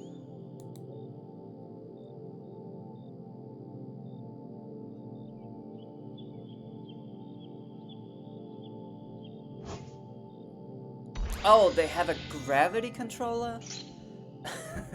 Well, what the hell? Why do they have a gravity controller? Well, they missed. So we'll just go like this, activate Crochet,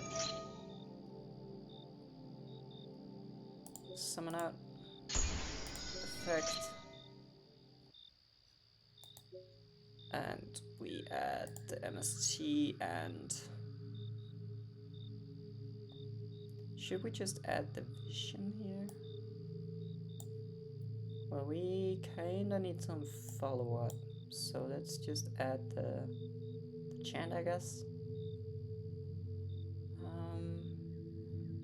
Maybe the Eldam. No, let's just go chant, I guess.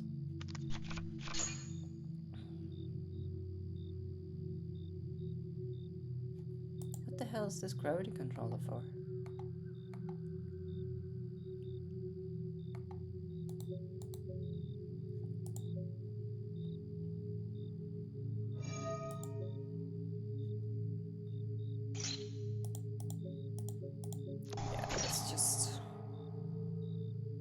just do it.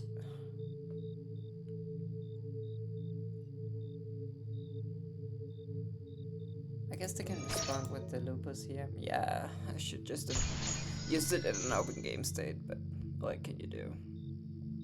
Then go into... Don't actually know what they thinking of making here. They could normal summon the... They could normal summon the lantern, make a ripper, just in case. Have it for the next turn. Could be decent.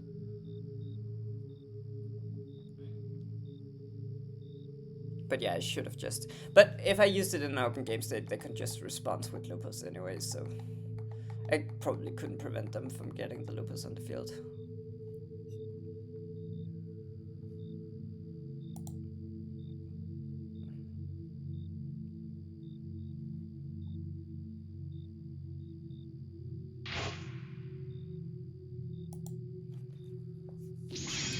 Can I make a river stormer? And I go to battle.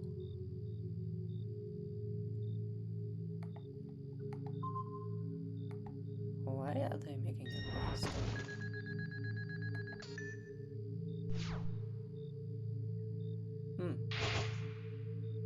Oh, they just want to make a Zeus.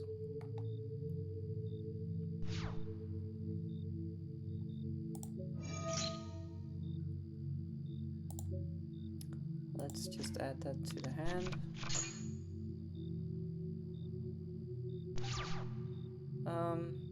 Yeah, we'll just go to main and flip up the Cicada King first action. They'll have to... Oh, never mind. Oh, this cannot be targeted, right? Yeah, annoying.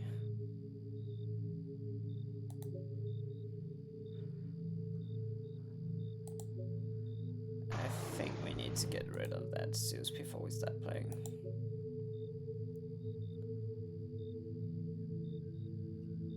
We can just go into this Mauser relatively risk-free, I think. And draw some cards. And then we can go into the SP afterwards. What is this luck? Also, you cannot special summon from the extra deck. Yeah, okay. I mean, we just go ahead and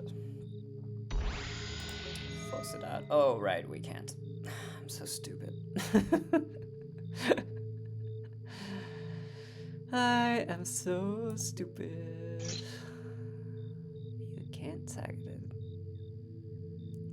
That is actually really, really annoying. Actually, extremely annoying. What do we even do? I guess we just play into it. I guess we summon this, but this is only 3k, so... I don't actually know what we do here.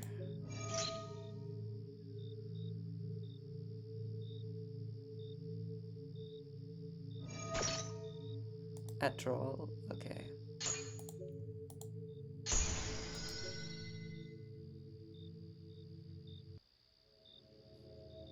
I don't know how we beat this. Zeus. Yeah, so this extra deck is definitely missing something that can actually out problem cards like this. We should have just made the Mauser. Well, they had draws, so...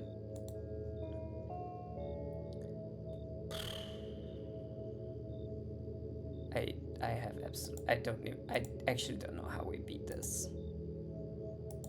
I don't think we can beat this. We need something that is bigger than 3k. We need a big extra deck monster. Like, there needs to be a big extra deck monster in this extra deck. We can't do anything right now.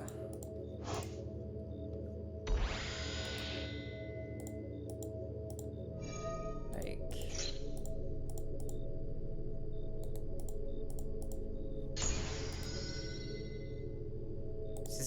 I just can't. I just... just can't. I can't beat this card.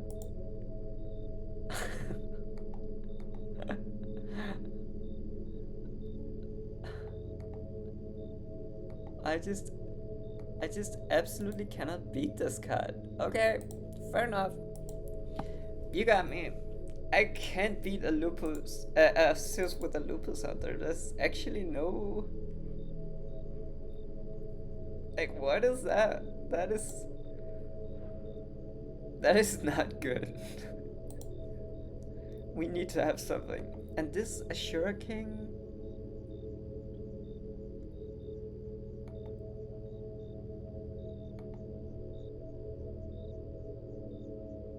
We could have. Oh, okay. So we could have made a Gossip Shadow. I mean, yeah. Well, we needed to. Yeah, we could have made a Gossip Shadow, and that would have actually outed it.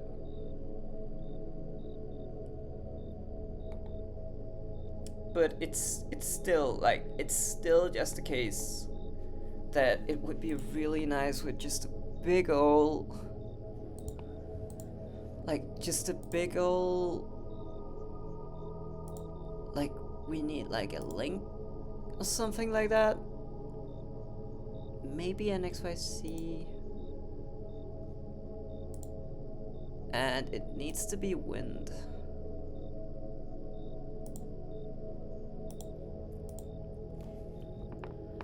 Okay, maybe let's look at the XYCs first, or the links first.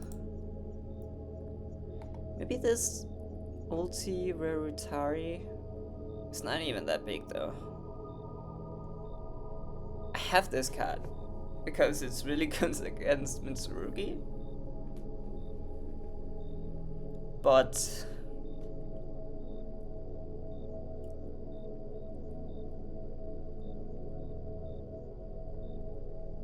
this one can get really big, but it's probably not going to be big.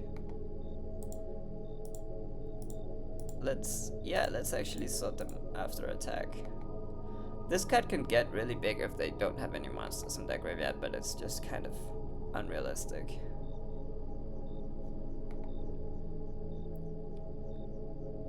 What the hell?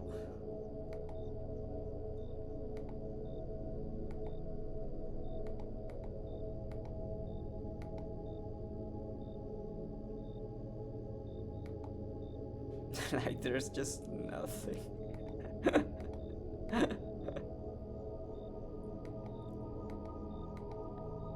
Like, is there nothing here that can out us? Like the Great Fly? The Great Fly can make the Phonics able to be F 3500.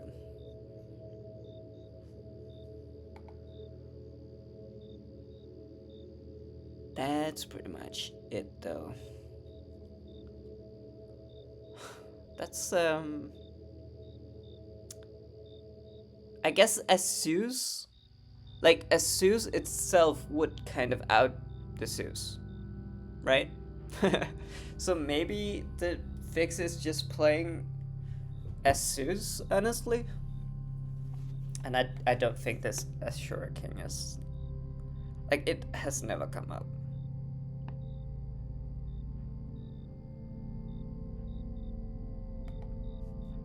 So maybe we just play Asus. Actually, I actually like that idea. Let's look at the. Is there any wind XYCs that are worth it?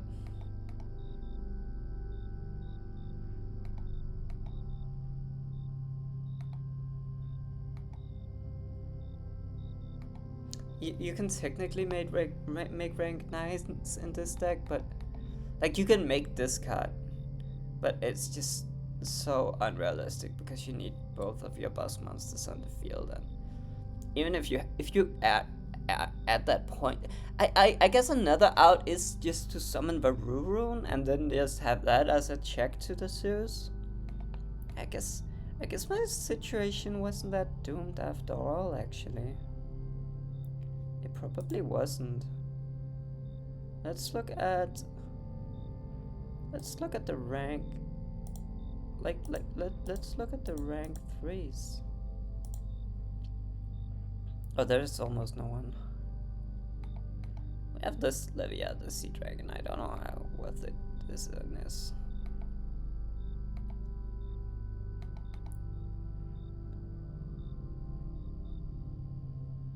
Maybe we just swap out this Azure King for a Zeus?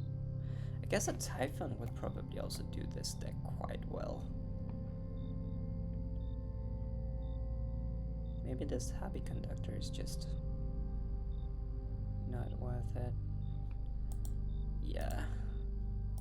Let's definitely put in a Zeus. I think that card could be worth it. And let's maybe also make room for a Typhon.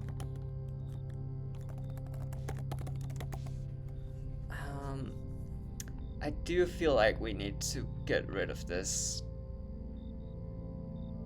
Tri-Brigade package though.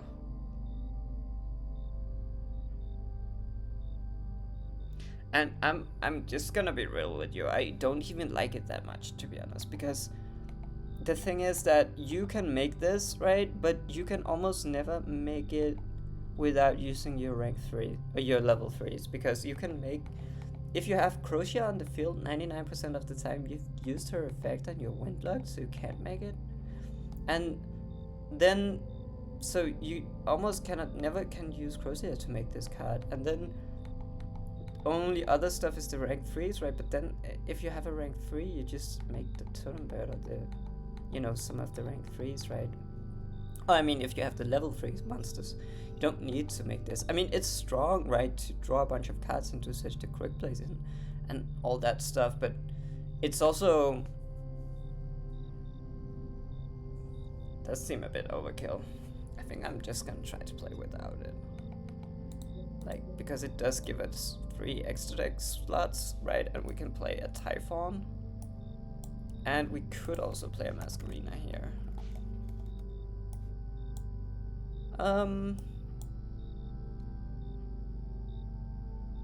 And we could even play...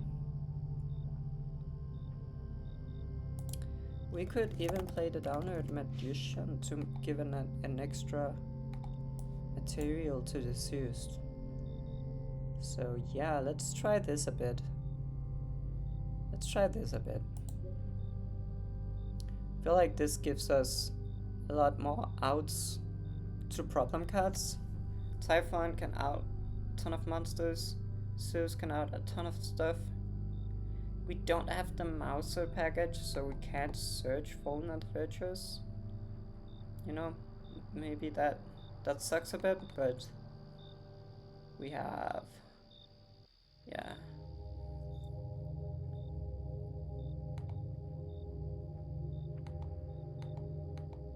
Don't really know about this Happy Conductor. I don't... yeah. I think it's only really worth it with this meme build. I honestly think we should not play 3 Hysteric Sign because it's really terrible to draw in combinations. Should probably only play 2. And then let the final card be a card that is good against Draco Tail, going first and second, I guess. Because we need to take out the Super Polys. Although, with this build, we could also just have the Secretarian Dragon. Like, we could just have the Secretarian Dragon in our extra deck. Maybe instead of the Downerd. And then we don't really have to scramble that much to remove the Super Polys and the Draco Tail matchup. Maybe we still play the Hysteric Sign. Although I don't actually know. Maybe we still play it just for the lols. It's pretty meme. But yeah. So maybe like this instead? I honestly kinda like it.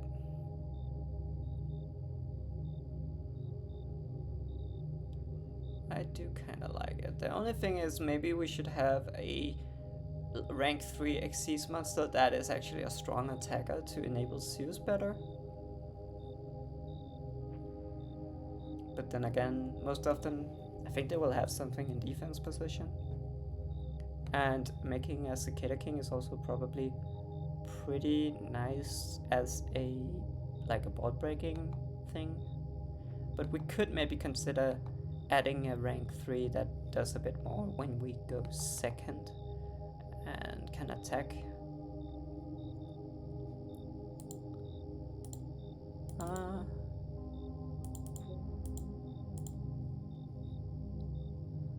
yeah. Okay, I think I'll maybe take one more match. So let me just go to the bathroom and I'll take one more match, and then I think I should honestly just go back to work because I feel much more engaged right now. I feel like I could definitely focus on some stuff.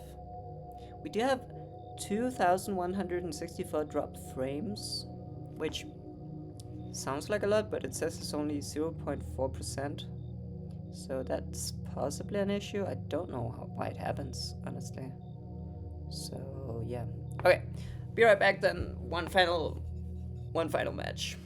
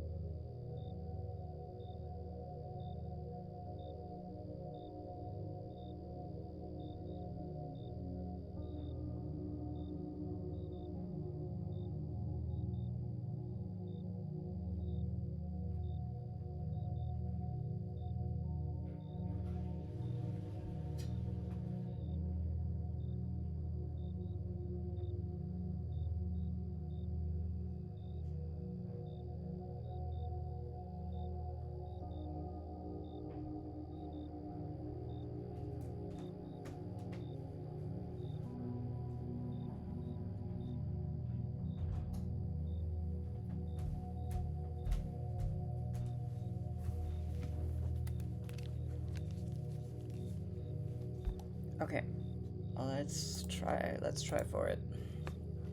I feel like our changes made a lot of sense actually. I don't feel like the Mauser Tri-Brigade package is necessary at all actually. I mean, it's probably pretty nice to be honest if you're like against small land traps, you know, fishing for a couple extra cards. It's probably pretty cool, but I feel like it's going to be fine.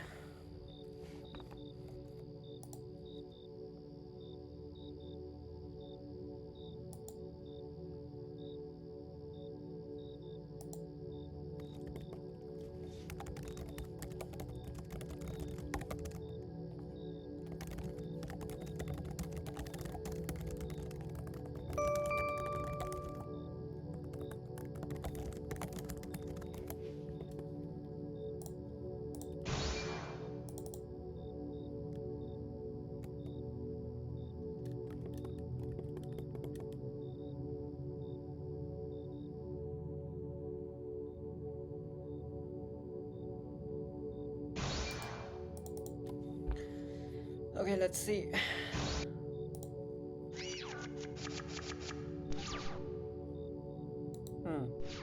Only one starter here.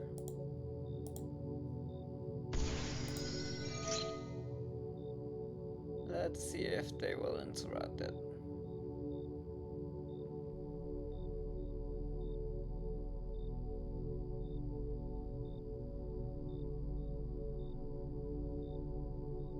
They're definitely thinking about it. Thinking about burning an ash here, maybe.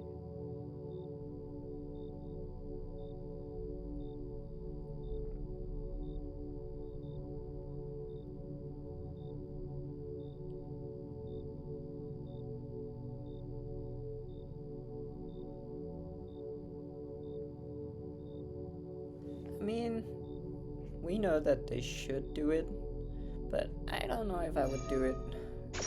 Oh, it's a Veiler. Okay, okay, definitely. Definitely correct move from them to do it then. I think we just... do we make an IP? I was about to say normal summon the Fullers, make an IP, and then utilize the Varurun summon on their turn to make something with the IP. Like to get an extra body, but then we don't have a discard for... Then we don't have a discard for the super polymerization, and I feel like we probably need that. Also, we can't just droplet away the... Like, we could definitely burn all our interruptions here and then Fuva them if it comes to that.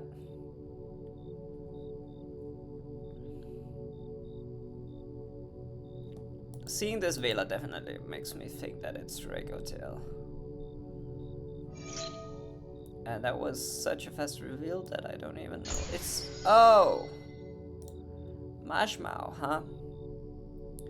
Well, that just makes me think it's pure yummy. Oh, never mind, it's Sulfur Cord yummy.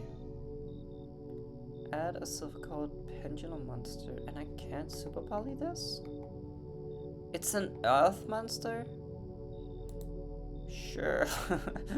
I thought these guys were light monsters. Should I have dropletted that maybe? I don't know. This will definitely add this one, yeah. And this one is the one. Can this one special summon itself?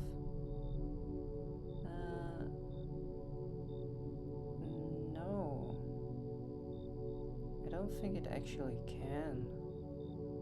So I'm a bit... Can't special summon itself, right?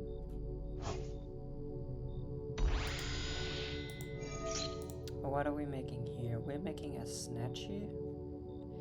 Do I just droplet that immediately? Force them to have an extra yummy name? Oh, never mind. They can still use it as a tuner. Right. But I'm very scared of the field spell when I'm going second. Yeah, I think I will just droplet this.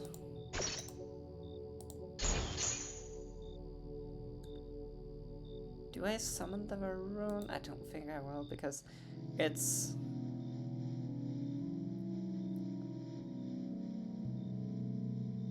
doesn't really do anything on the field. It's only a negative mystical space Saffron is in the graveyard.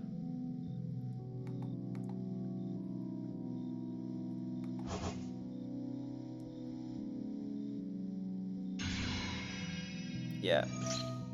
I know that they could just do this and extend anyway, but I'm so scared of the field spell in situations like this because it's so easy for them to get an OTK.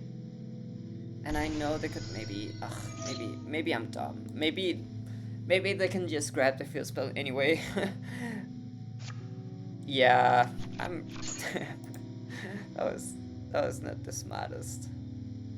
Oh hey, Onyx Quake 514. Which Yu-Gi-Oh is this? This is Omega. It's like a fan-made program that you can use to just play Yu-Gi-Oh without having to buy any of the cards. It's not like officially supported by Konami or anything like that, but you can just, play Yu-Gi-Oh and don't have to worry about buying any of the cards.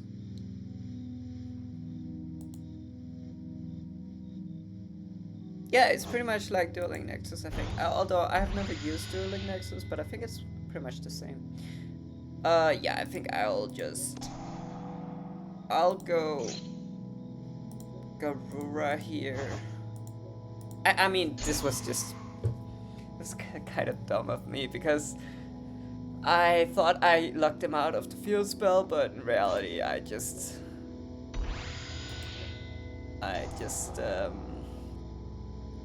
made them yeah, it didn't do anything, so I'm kind of cooked here.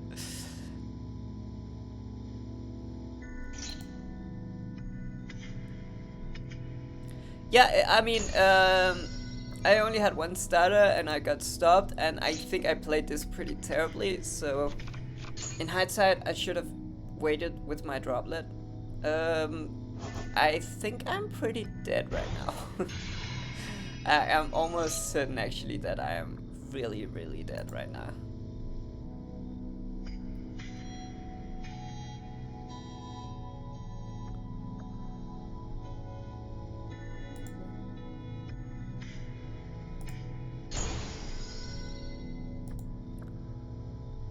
Because once they have the field spell, it is so easy for them to establish lethal.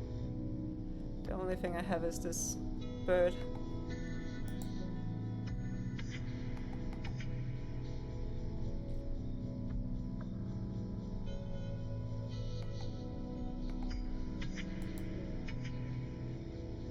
Although they are thinking quite a lot right now.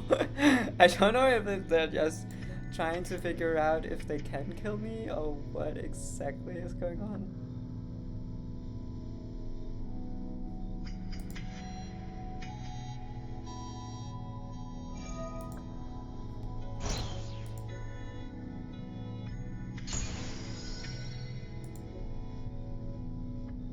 That was pretty weird. Oh, there. SP banishing my... Okay, I guess I live.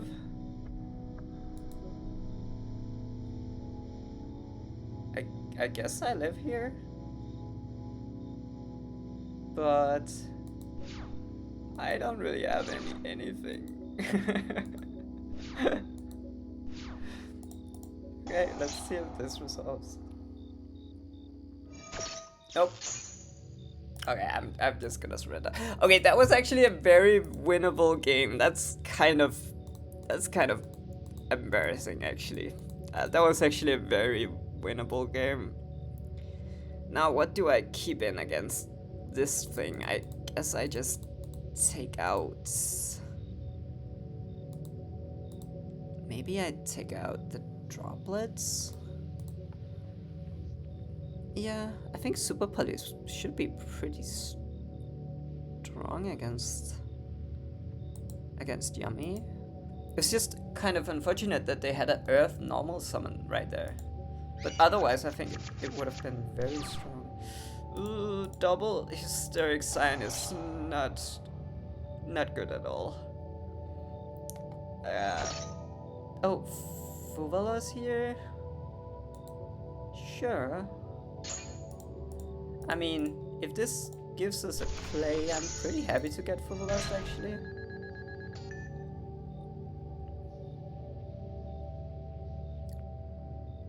Oh, they're thinking about denying the draw.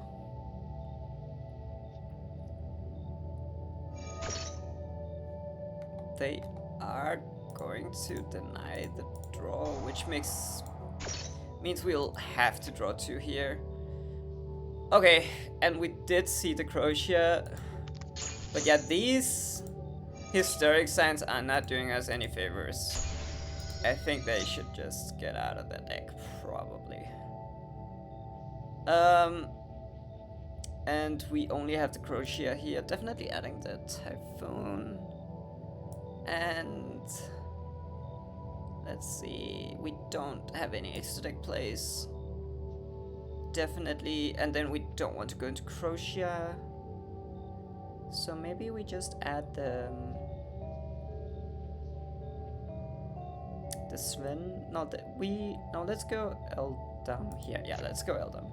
We might as well go Eldam because he just searches Sven, right? And then we summon Sven, and we search the trap, I think. Oh, let's see here. Oh. He actually Veilers that. I did not expect him to do that.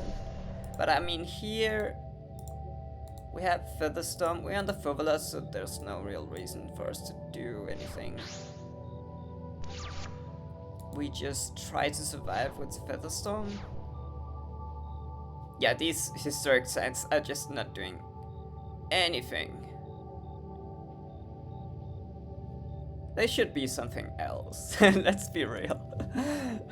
This should have just been an Ash Blossom. Like, Ash Blossom is just such a versatile card. We should just put it that in going first against the Chamis. Because even though our deck doesn't really lose to Chamis, it's still really good to negate them. Because you basically trade 1 for 1 with your opponent, and you'll do that all day when you go first, most of the time. Let's see if they have any plays. With the deck your opponent is using, you're looking at a turn 5 OTK. You have a matchup disadvantage in this duel with the decks y'all are using. At turn 5 OTK? What does that mean? It definitely can OTK pretty quickly with the field spell boosting all their monsters. But this is the wrong field spell.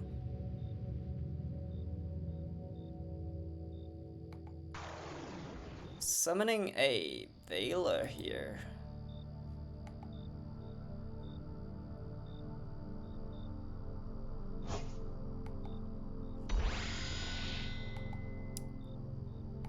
Okay.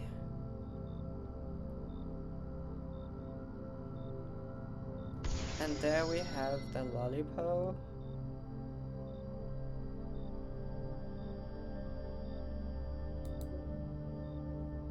And they'll probably go into the Cupsy Yummy Way and we'll Featherstone them, and then... I mean, hopefully that's...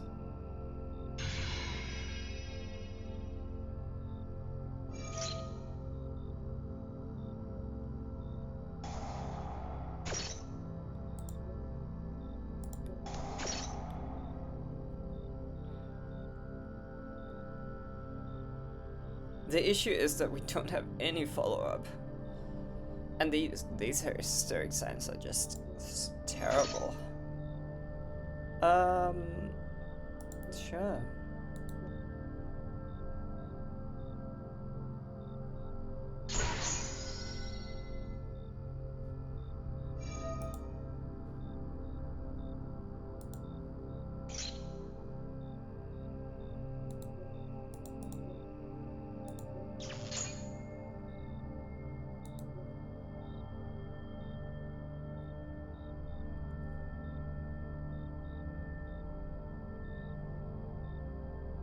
I mean, we need to draw...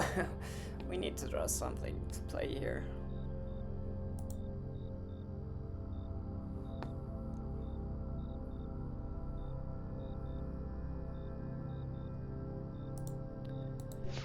They're just...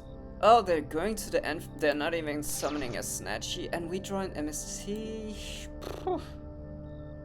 It is actually decent because we can go for the Duster again.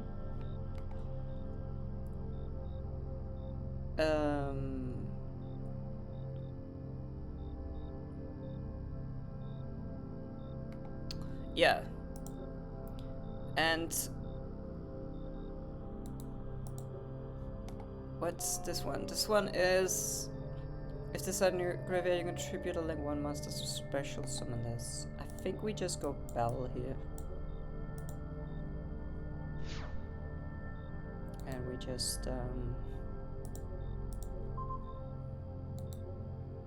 beat over this, and then when he tries to summon something with the field spell, we negate it. We just pop it with the Mystical Space Typhoon. Oh, I'm actually pretty surprised he's doing this.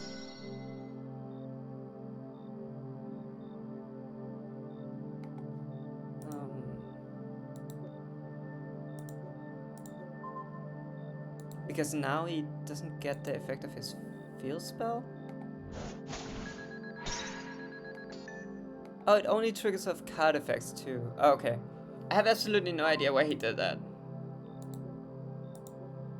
He just lost more life points by doing this? Because this had 600? I don't know. So... But our situation is also not great. We actually need to make the happy conductor here because the hysteric sign will add. We need to do MST on this hysteric sign. And we need to go into the happy conductor.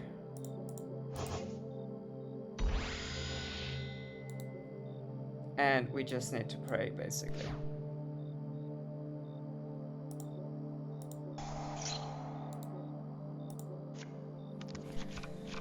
So we definitely need to grab a starter next turn.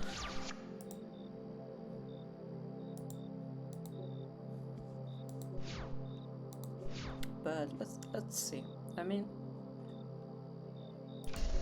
yeah, he actually doesn't have a play. That's pretty crazy. Ugh. We grab the phonics, which is not good.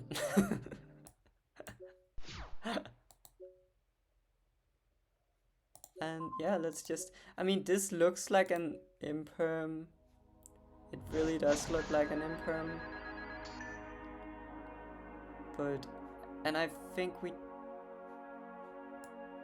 Do we set this Feathered Storm? I don't think we do. I don't think we do.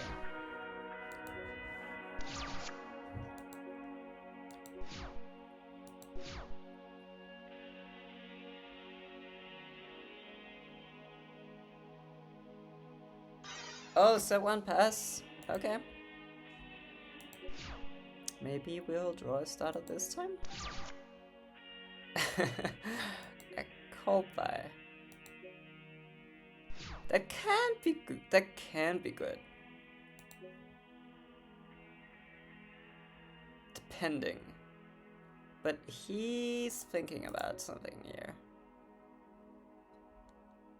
He has drawn like just a bunch of non-engine, but I mean, it is pure yummy, right? So let's see here. Should be able to beat over an Ash Blossom.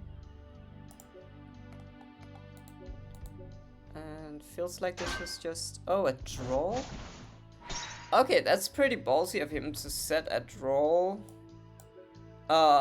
Like he must just have gambled on us not being able to play there. Draw could potentially have done quite a bunch if we had a starter. But he chose to set it, so that makes me think he has a second draw in hand actually. not even lying. That definitely makes me think he has a second draw. Okay, I mean, he is giving us so many chances. Okay, and there we go. There we go. We do see the chant. Let's just fire it off. And hope it resolves. And let's summon the phonics. Yeah, okay. So, Sulfur card, yummy. I do think we will bring... We have a ton of stuff to bring in against that deck, actually. I definitely think...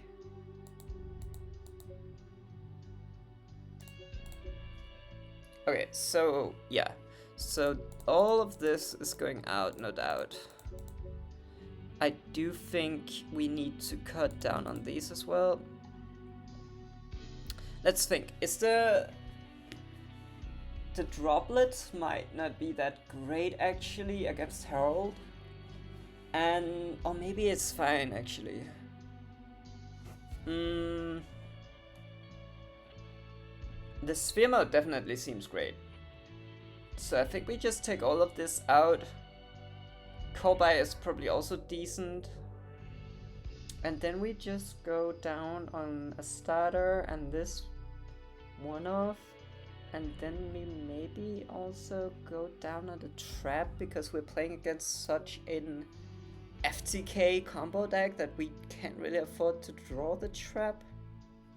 Do we bring in the meows? I think we do bring in the meows. Yeah, let's try this. I know it's like a lot. We're bringing in all 9 chummies and we don't draw anything.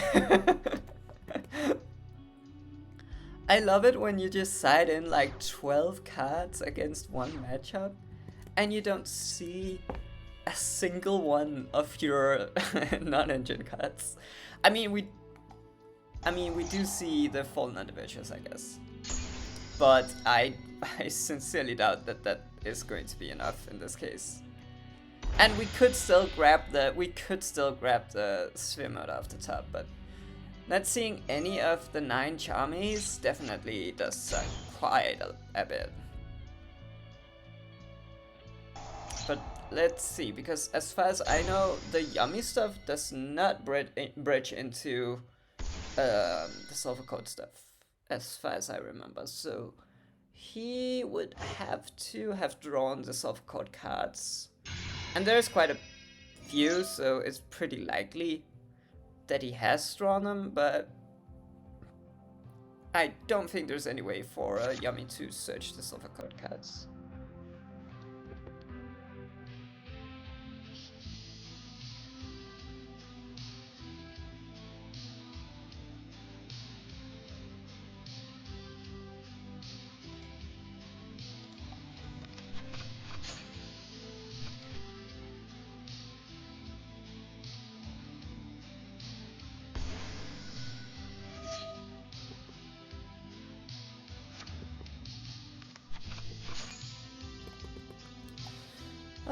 Okay, let's see. I was just trying to figure out the whole thing with like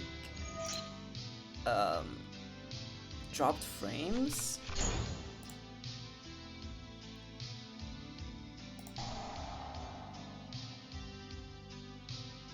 I don't really know. It does say we have like 0.5% dropped frames, which does not seem very good. But I don't really watch the stream, so I don't have any idea how much is actually impacting the stream. But I'll watch the VOD to get an idea about it. And I totally forgot to follow along in this very exciting Yummy combo. Does seem pretty standard, right? I mean, I didn't see it, but he probably searched the surprise. And yeah. And he's in the process of making an Herald. Now, fortunately, we should be able to out the Herald pretty easily with the Fallen Individuals.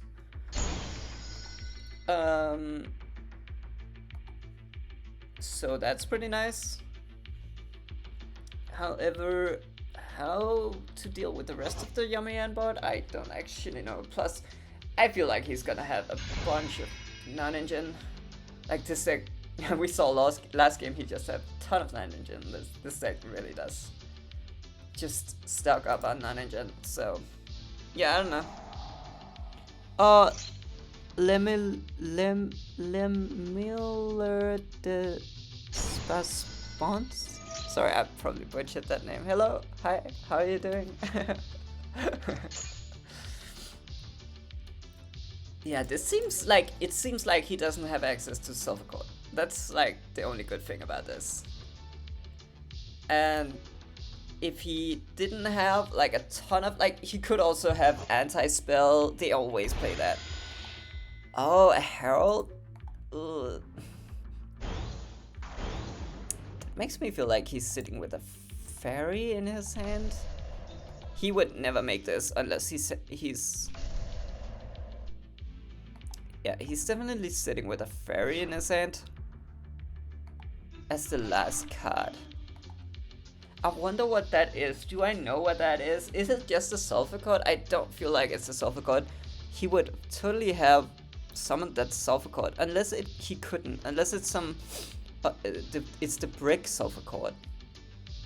I'm just gonna assume he can activate this, but I'm still just going to try here. Like here, I think my only path forward is trying to see if I can snipe the Herald. I think that's really the only thing I can do. if he negates, um, this Fallen on the Virtuous with the other Herald, I can just activate my other. Oh, he is going for the Yummy activation. That's kind of interesting. Is it just to banish this Albion?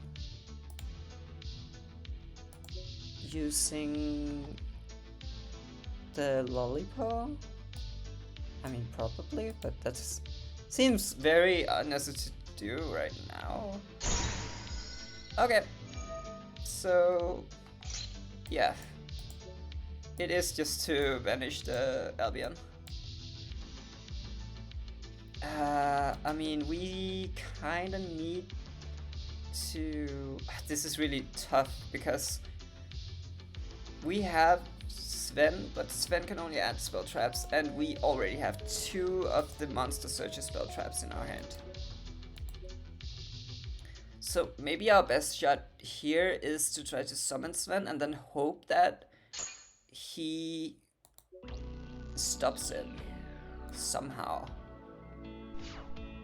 I mean, he definitely could.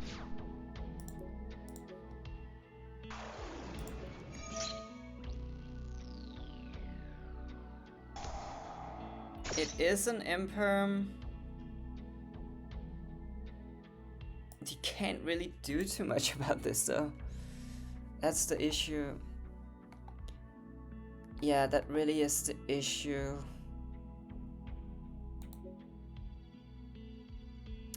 And he has this, unless it's like the Bait of the Century.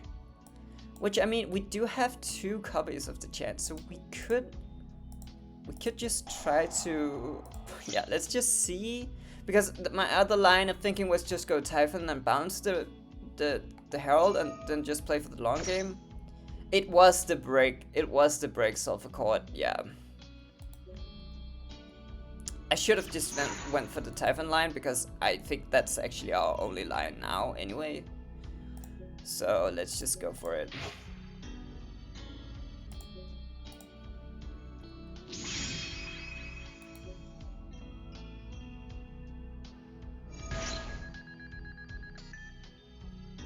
Yeah, and now he'll go for the book. So yeah, it is what it is. I don't think we had a way out of this because we had a bit of an unfortunate draw. Having both the Sven and the 2 chants made it so that, yeah, and in him also having the double spell negate. I don't know if there was a way out of this, to be honest.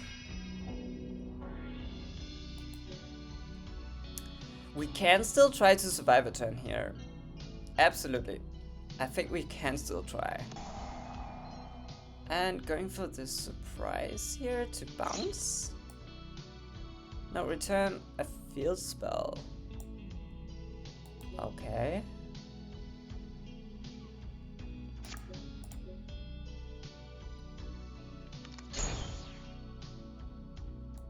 Why did he do that?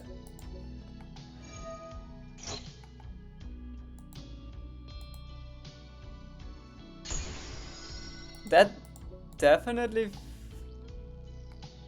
That really felt like a misclick. He activated this to return a field spell. Yeah, that totally felt like a misclick. So we can't really attack right now because it'll just change Typhon's attacks to 0. If we choose to bounce with this, he will just tag out into something from the graveyard. So I don't think there's any value in that. So I think we just go set 3 cards.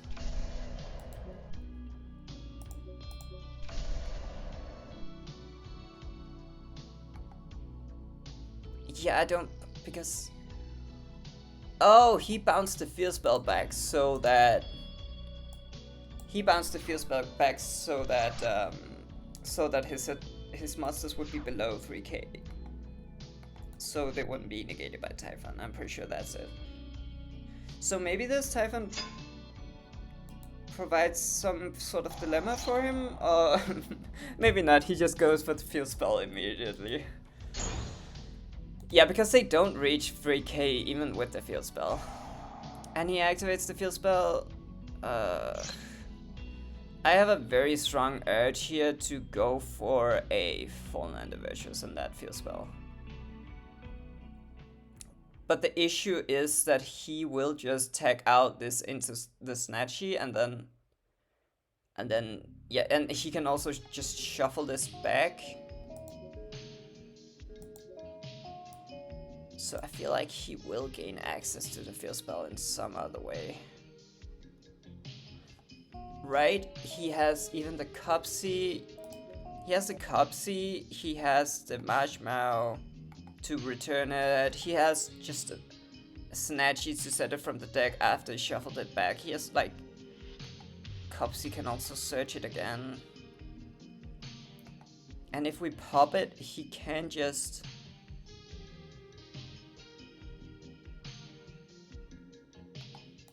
I think we wait.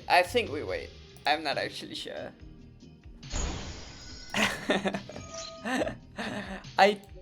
I think we wait until he goes battle, but then again maybe here he just goes for the surprise.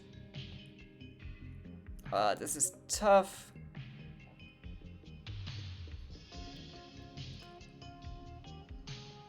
Surprise can the surprise bounce back row or can it only bounce monsters? I'm actually not sure. Let's see. I think yeah, it can bounce back row as well, so yeah. And then going for them. Oh, okay, so we're guaranteed to live here. We definitely just activate this to search a starter. And I wanna say, since we're guaranteed to live in this situation, I will actually just MST this back row so that we'll have it again for the next turn.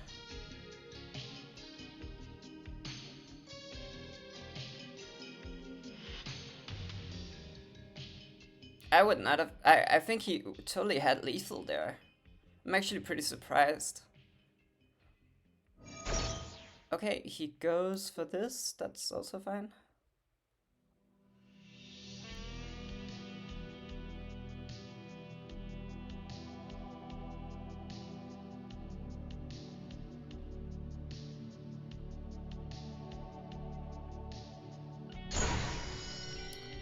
We definitely go with the Erdam, right? Yeah.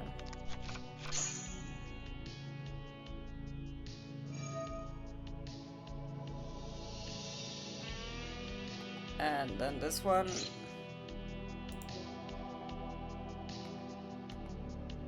To try to banish it, but we can just chain to set it.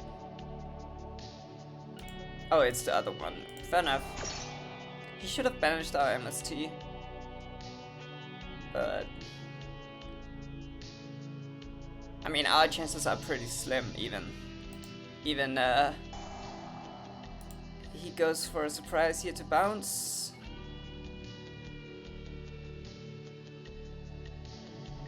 He just bounces the rest of our stuff. I don't see any... I don't see any particular reason to not use the Fallen and the Virtuous here, because he will not be able to banish it because he already used Lollipo. So I think we just use it. Send Albion. Now what do we pop here? Because I don't think anything matters really. Maybe except for the field spell, but he did already use the field spell, so let's just target this. Maybe, but yeah, because it can't activate right now. But he does just tag these out. That's fine.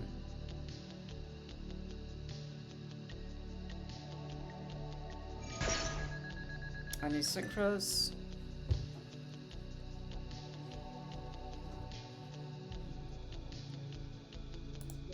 Now he did go through the Herald, so I wonder if you have a Sorrow Cat to shuffle the Herald back. Or what exactly he will be ending up here with in terms of interruptions.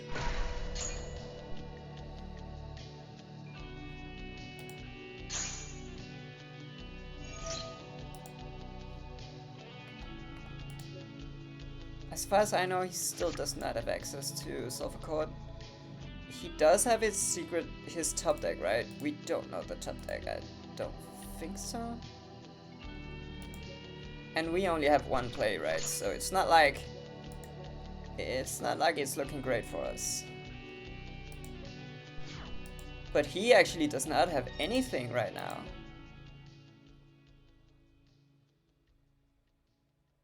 That's pretty big, potentially. Okay, so how do we even tackle this situation? He does still have one unknown. It's probably a hand trap. What do we do in this situation?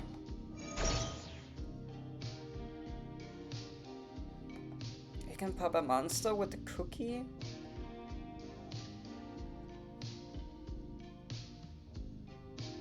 Does not seem to have access to the surprise here.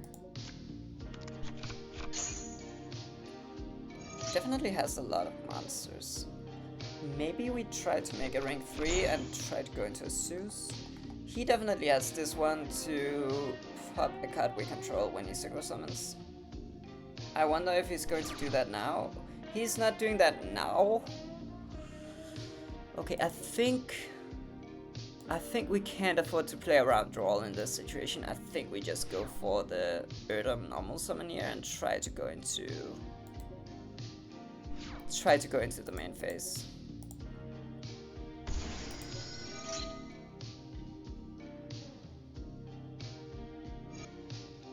It is an effect veiler.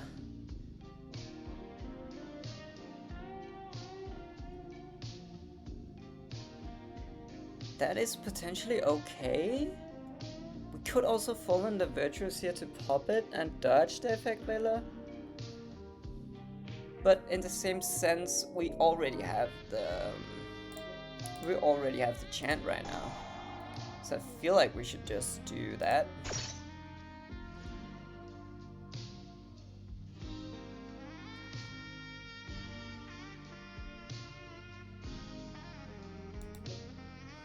And here, I mean, we just need to go for the Sven, I guess, but I don't know what Sven is supposed to add. Because I think we actually need to go for the Megala. And we need to summon it.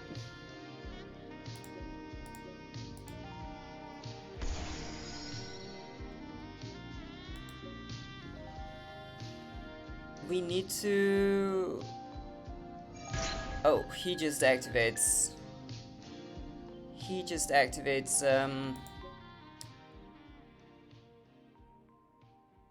this one immediately. I think we need to go for the MST here. Do we go for the gamble or do we go for the MST? I think we need to go for the MST because we need to pop this field spell. On a new chain it will trigger to destroy the Megala. Or just one of our cards. He does not chain SP.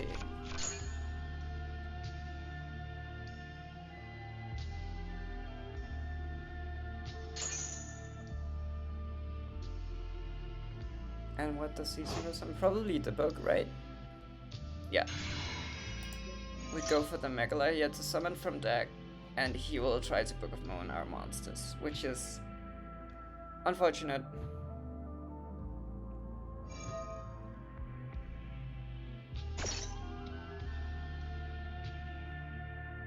I don't think we should act upon this.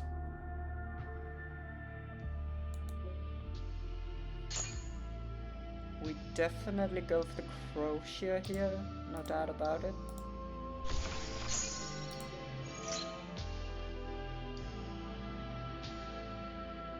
We have Windlock now, so he will have to tag out. Yeah, he's tagging out.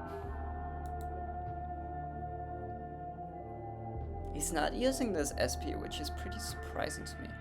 Now, what do we add with Crochet? I think we add obviously MST, and then probably we need the Phonics or the Varurun. Is it Varun or is it Phonics? Oh, there we go with the pop and the ad. I think we need to go for...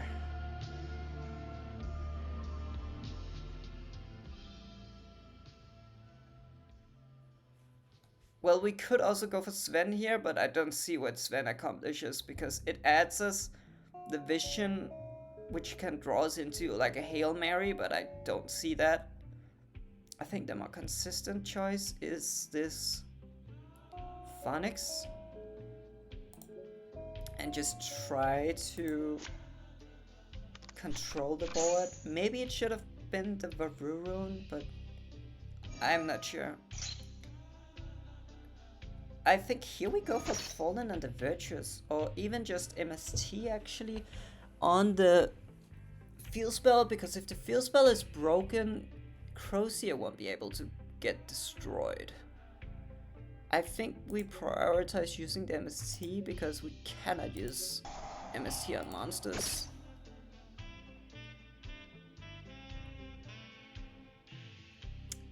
Oh, he doesn't change the SP. Okay. Now we get the Phoenix to summon itself. And here we just go battle. He did that surprise, right? Oh, now he SPs. Sure, do we... I think we are fine. Did he add surprise? I need to check that.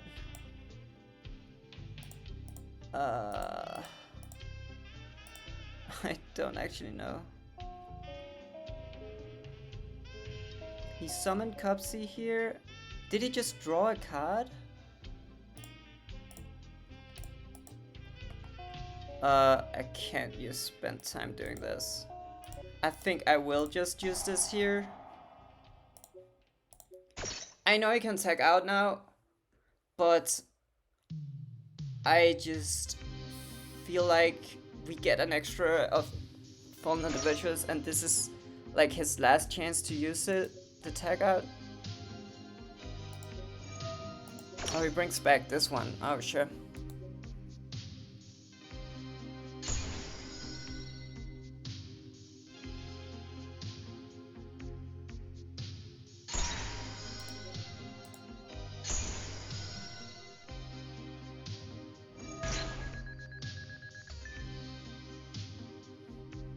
Yeah, but I mean, he did already use the bug, right? So is this just to add Kapsuyami away?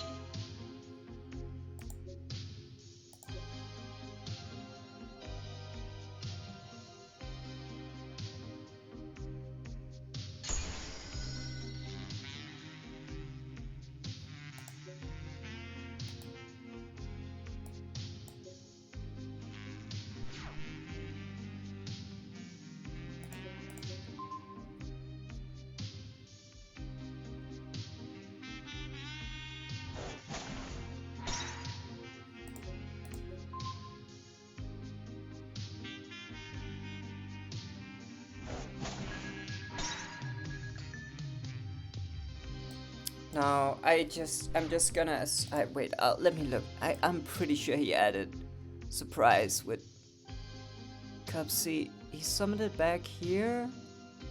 Why doesn't it say anything? Was it negated? No, I don't think it was. Did he draw one here? Is that what it says? I think he drew one with Cupsy. I don't think we do anything here. I think we just set him as T. We could also...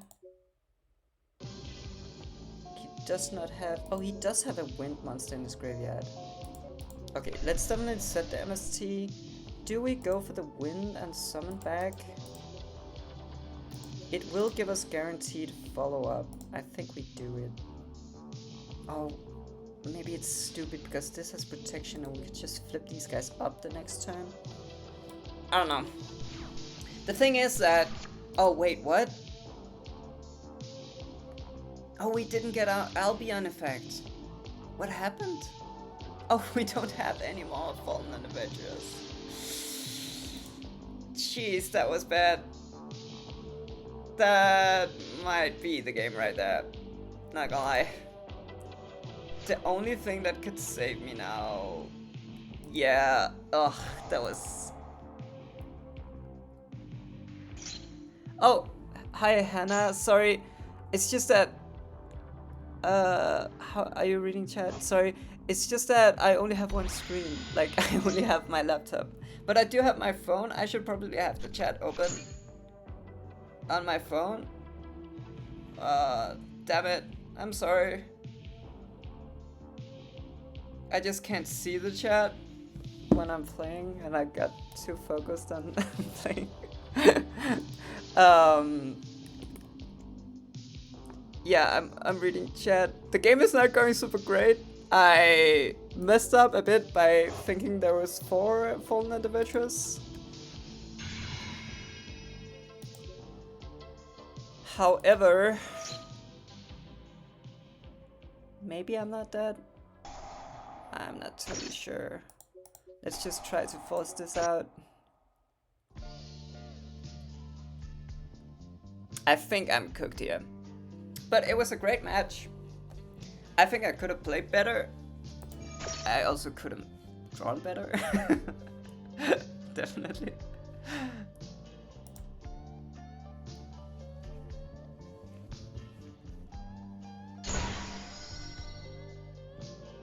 I think maybe she left again because I wasn't responding. Damn, that's too bad. That's not very good of me to not be a proper streamer. I mean, we just get the hell out of here with these guys.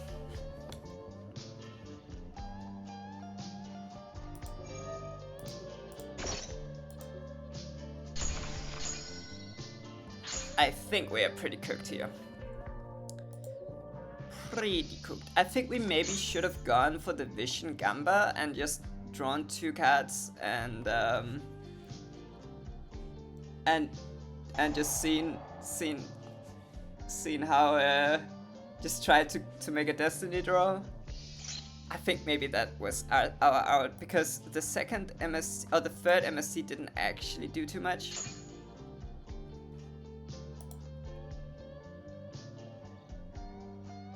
Yeah.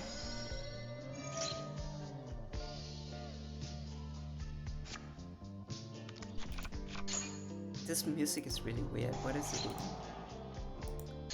Some weird wave. Let's get some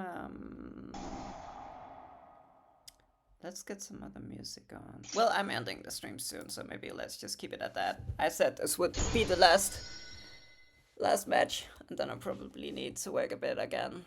But it has been really fun stream, not gonna lie. Even though I'm terrible at responding to chat, I guess. I'm pretty sure she left. No, like my first viewer, and I didn't even respond to chat. That's sad. But maybe she'll come back one day and watch the stream. Okay, so I feel like I'm just getting cooked right now. Although he is doing some weird shit right now. Oh, never mind. He's not doing anything weird at all. He's just dodging his surprise. Yeah. I should be absolutely cooked. Although I do get the Crocia here. So let's see. Hold. Hold. I still think he'll easily be able to beat through my all my stuff. But maybe not.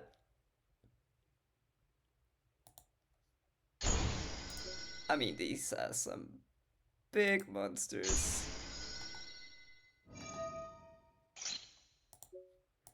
Oh, and he just pops the monster anyway.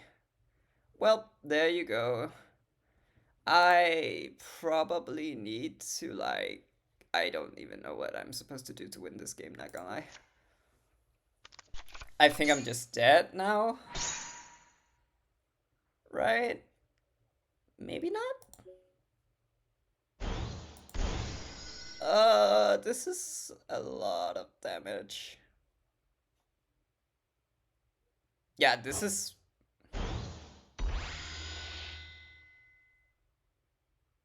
Well, he just reduced the amount of damage. Oh no, he has the silver god cuts. Yeah. Well, you know, it had to end. It had to end. Oh, he's going battle. Is this enough though? We've attacked one. It doesn't actually feel like it's enough. Yeah. Unless he has like surprise again. But he used up all his zones, so I'm not totally sure about this. Am I dead? What is going on right now? This game has been so long, and I feel like he could have killed me multiple times.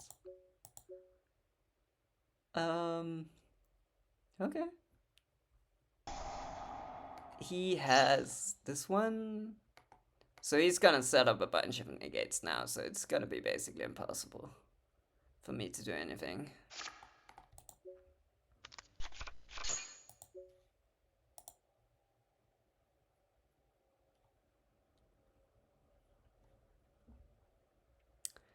Yeah. Let's just go with some rain, maybe some rain sounds. I like rain. Rain ambience.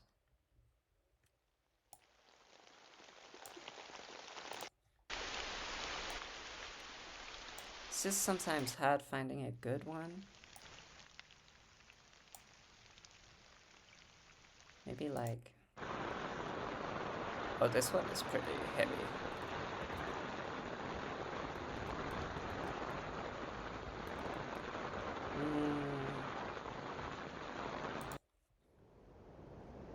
But this is like a winter storm. That's pretty cool.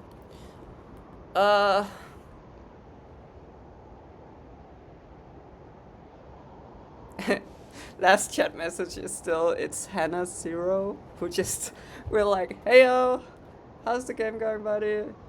And then I'm just not reading chat.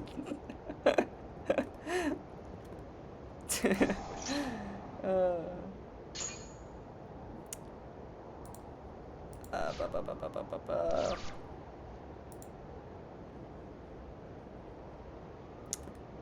So, it does not seem like he put up any negates here.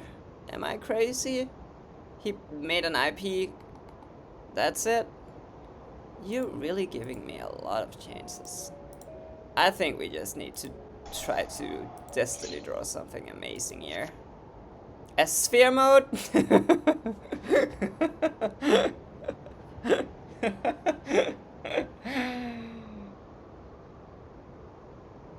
I mean, now that you mention it, I am somewhat of a sphere mode fan myself.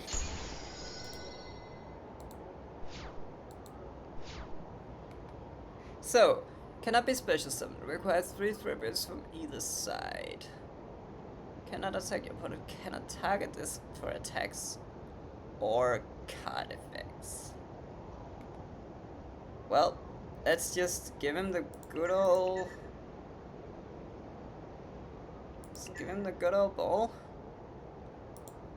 There you go.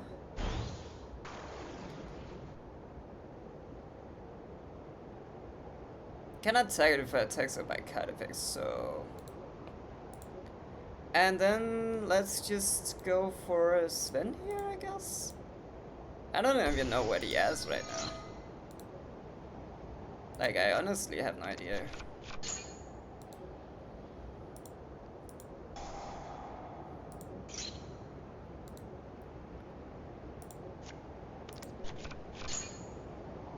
Should we shuffle back stuff?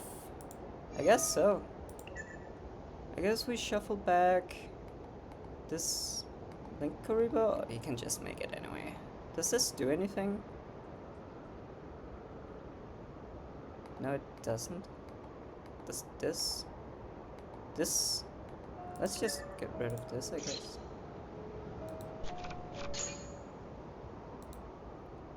And we go summon this add-on. So we can't target the thingy. Definitely grab a Crocia here. Now here we are not locked into winds yet, and we cannot target the thingy. That is a slight issue. How do we deal with the ball without being able to target it? But maybe it's fine. Shift this controller to the end phase of the next turn. Maybe it's okay. Maybe you can just keep it and we just chill. Here, maybe I need to make an IP. Probably not. Let's just go for the cold buy of the Snatchy here. I'm pretty sure he cannot do anything about this. And then let's summon the Crocia. Let's go for the MST, and yeah, we can add back the Megala. We can definitely add back the Megala, although I'm not sure it's worth it. But maybe we just go for the Varurune here. Yeah, let's just go for the Varurune. And then this one, we just go Bell.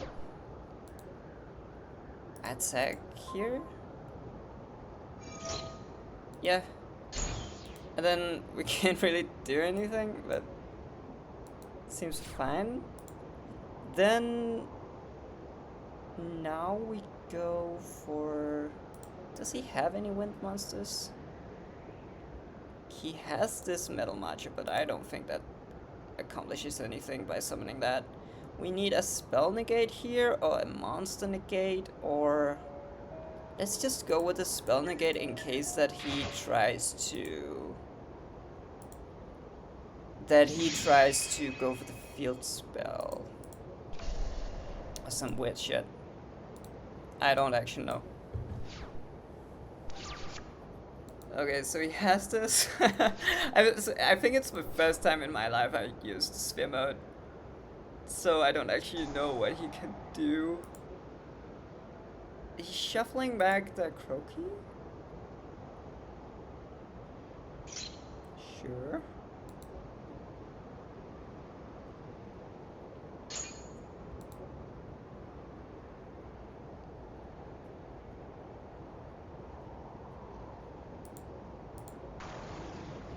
Ah, so he did have another Primora. Sure. But he's adding the spell card that we can negate. Hopefully. Hopefully.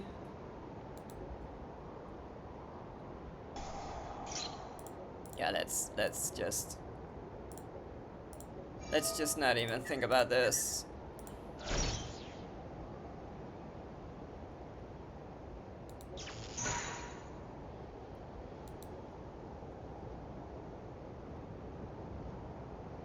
Yes! We actually won that. That was a ridiculous match. I was so close to surrendering multiple times. That's crazy. That's actually crazy. Yo. That felt good. I thought we were cooked. That's epic. Epic Radiant Typhoon goes second. Let's watch that. Let's watch that one, honestly.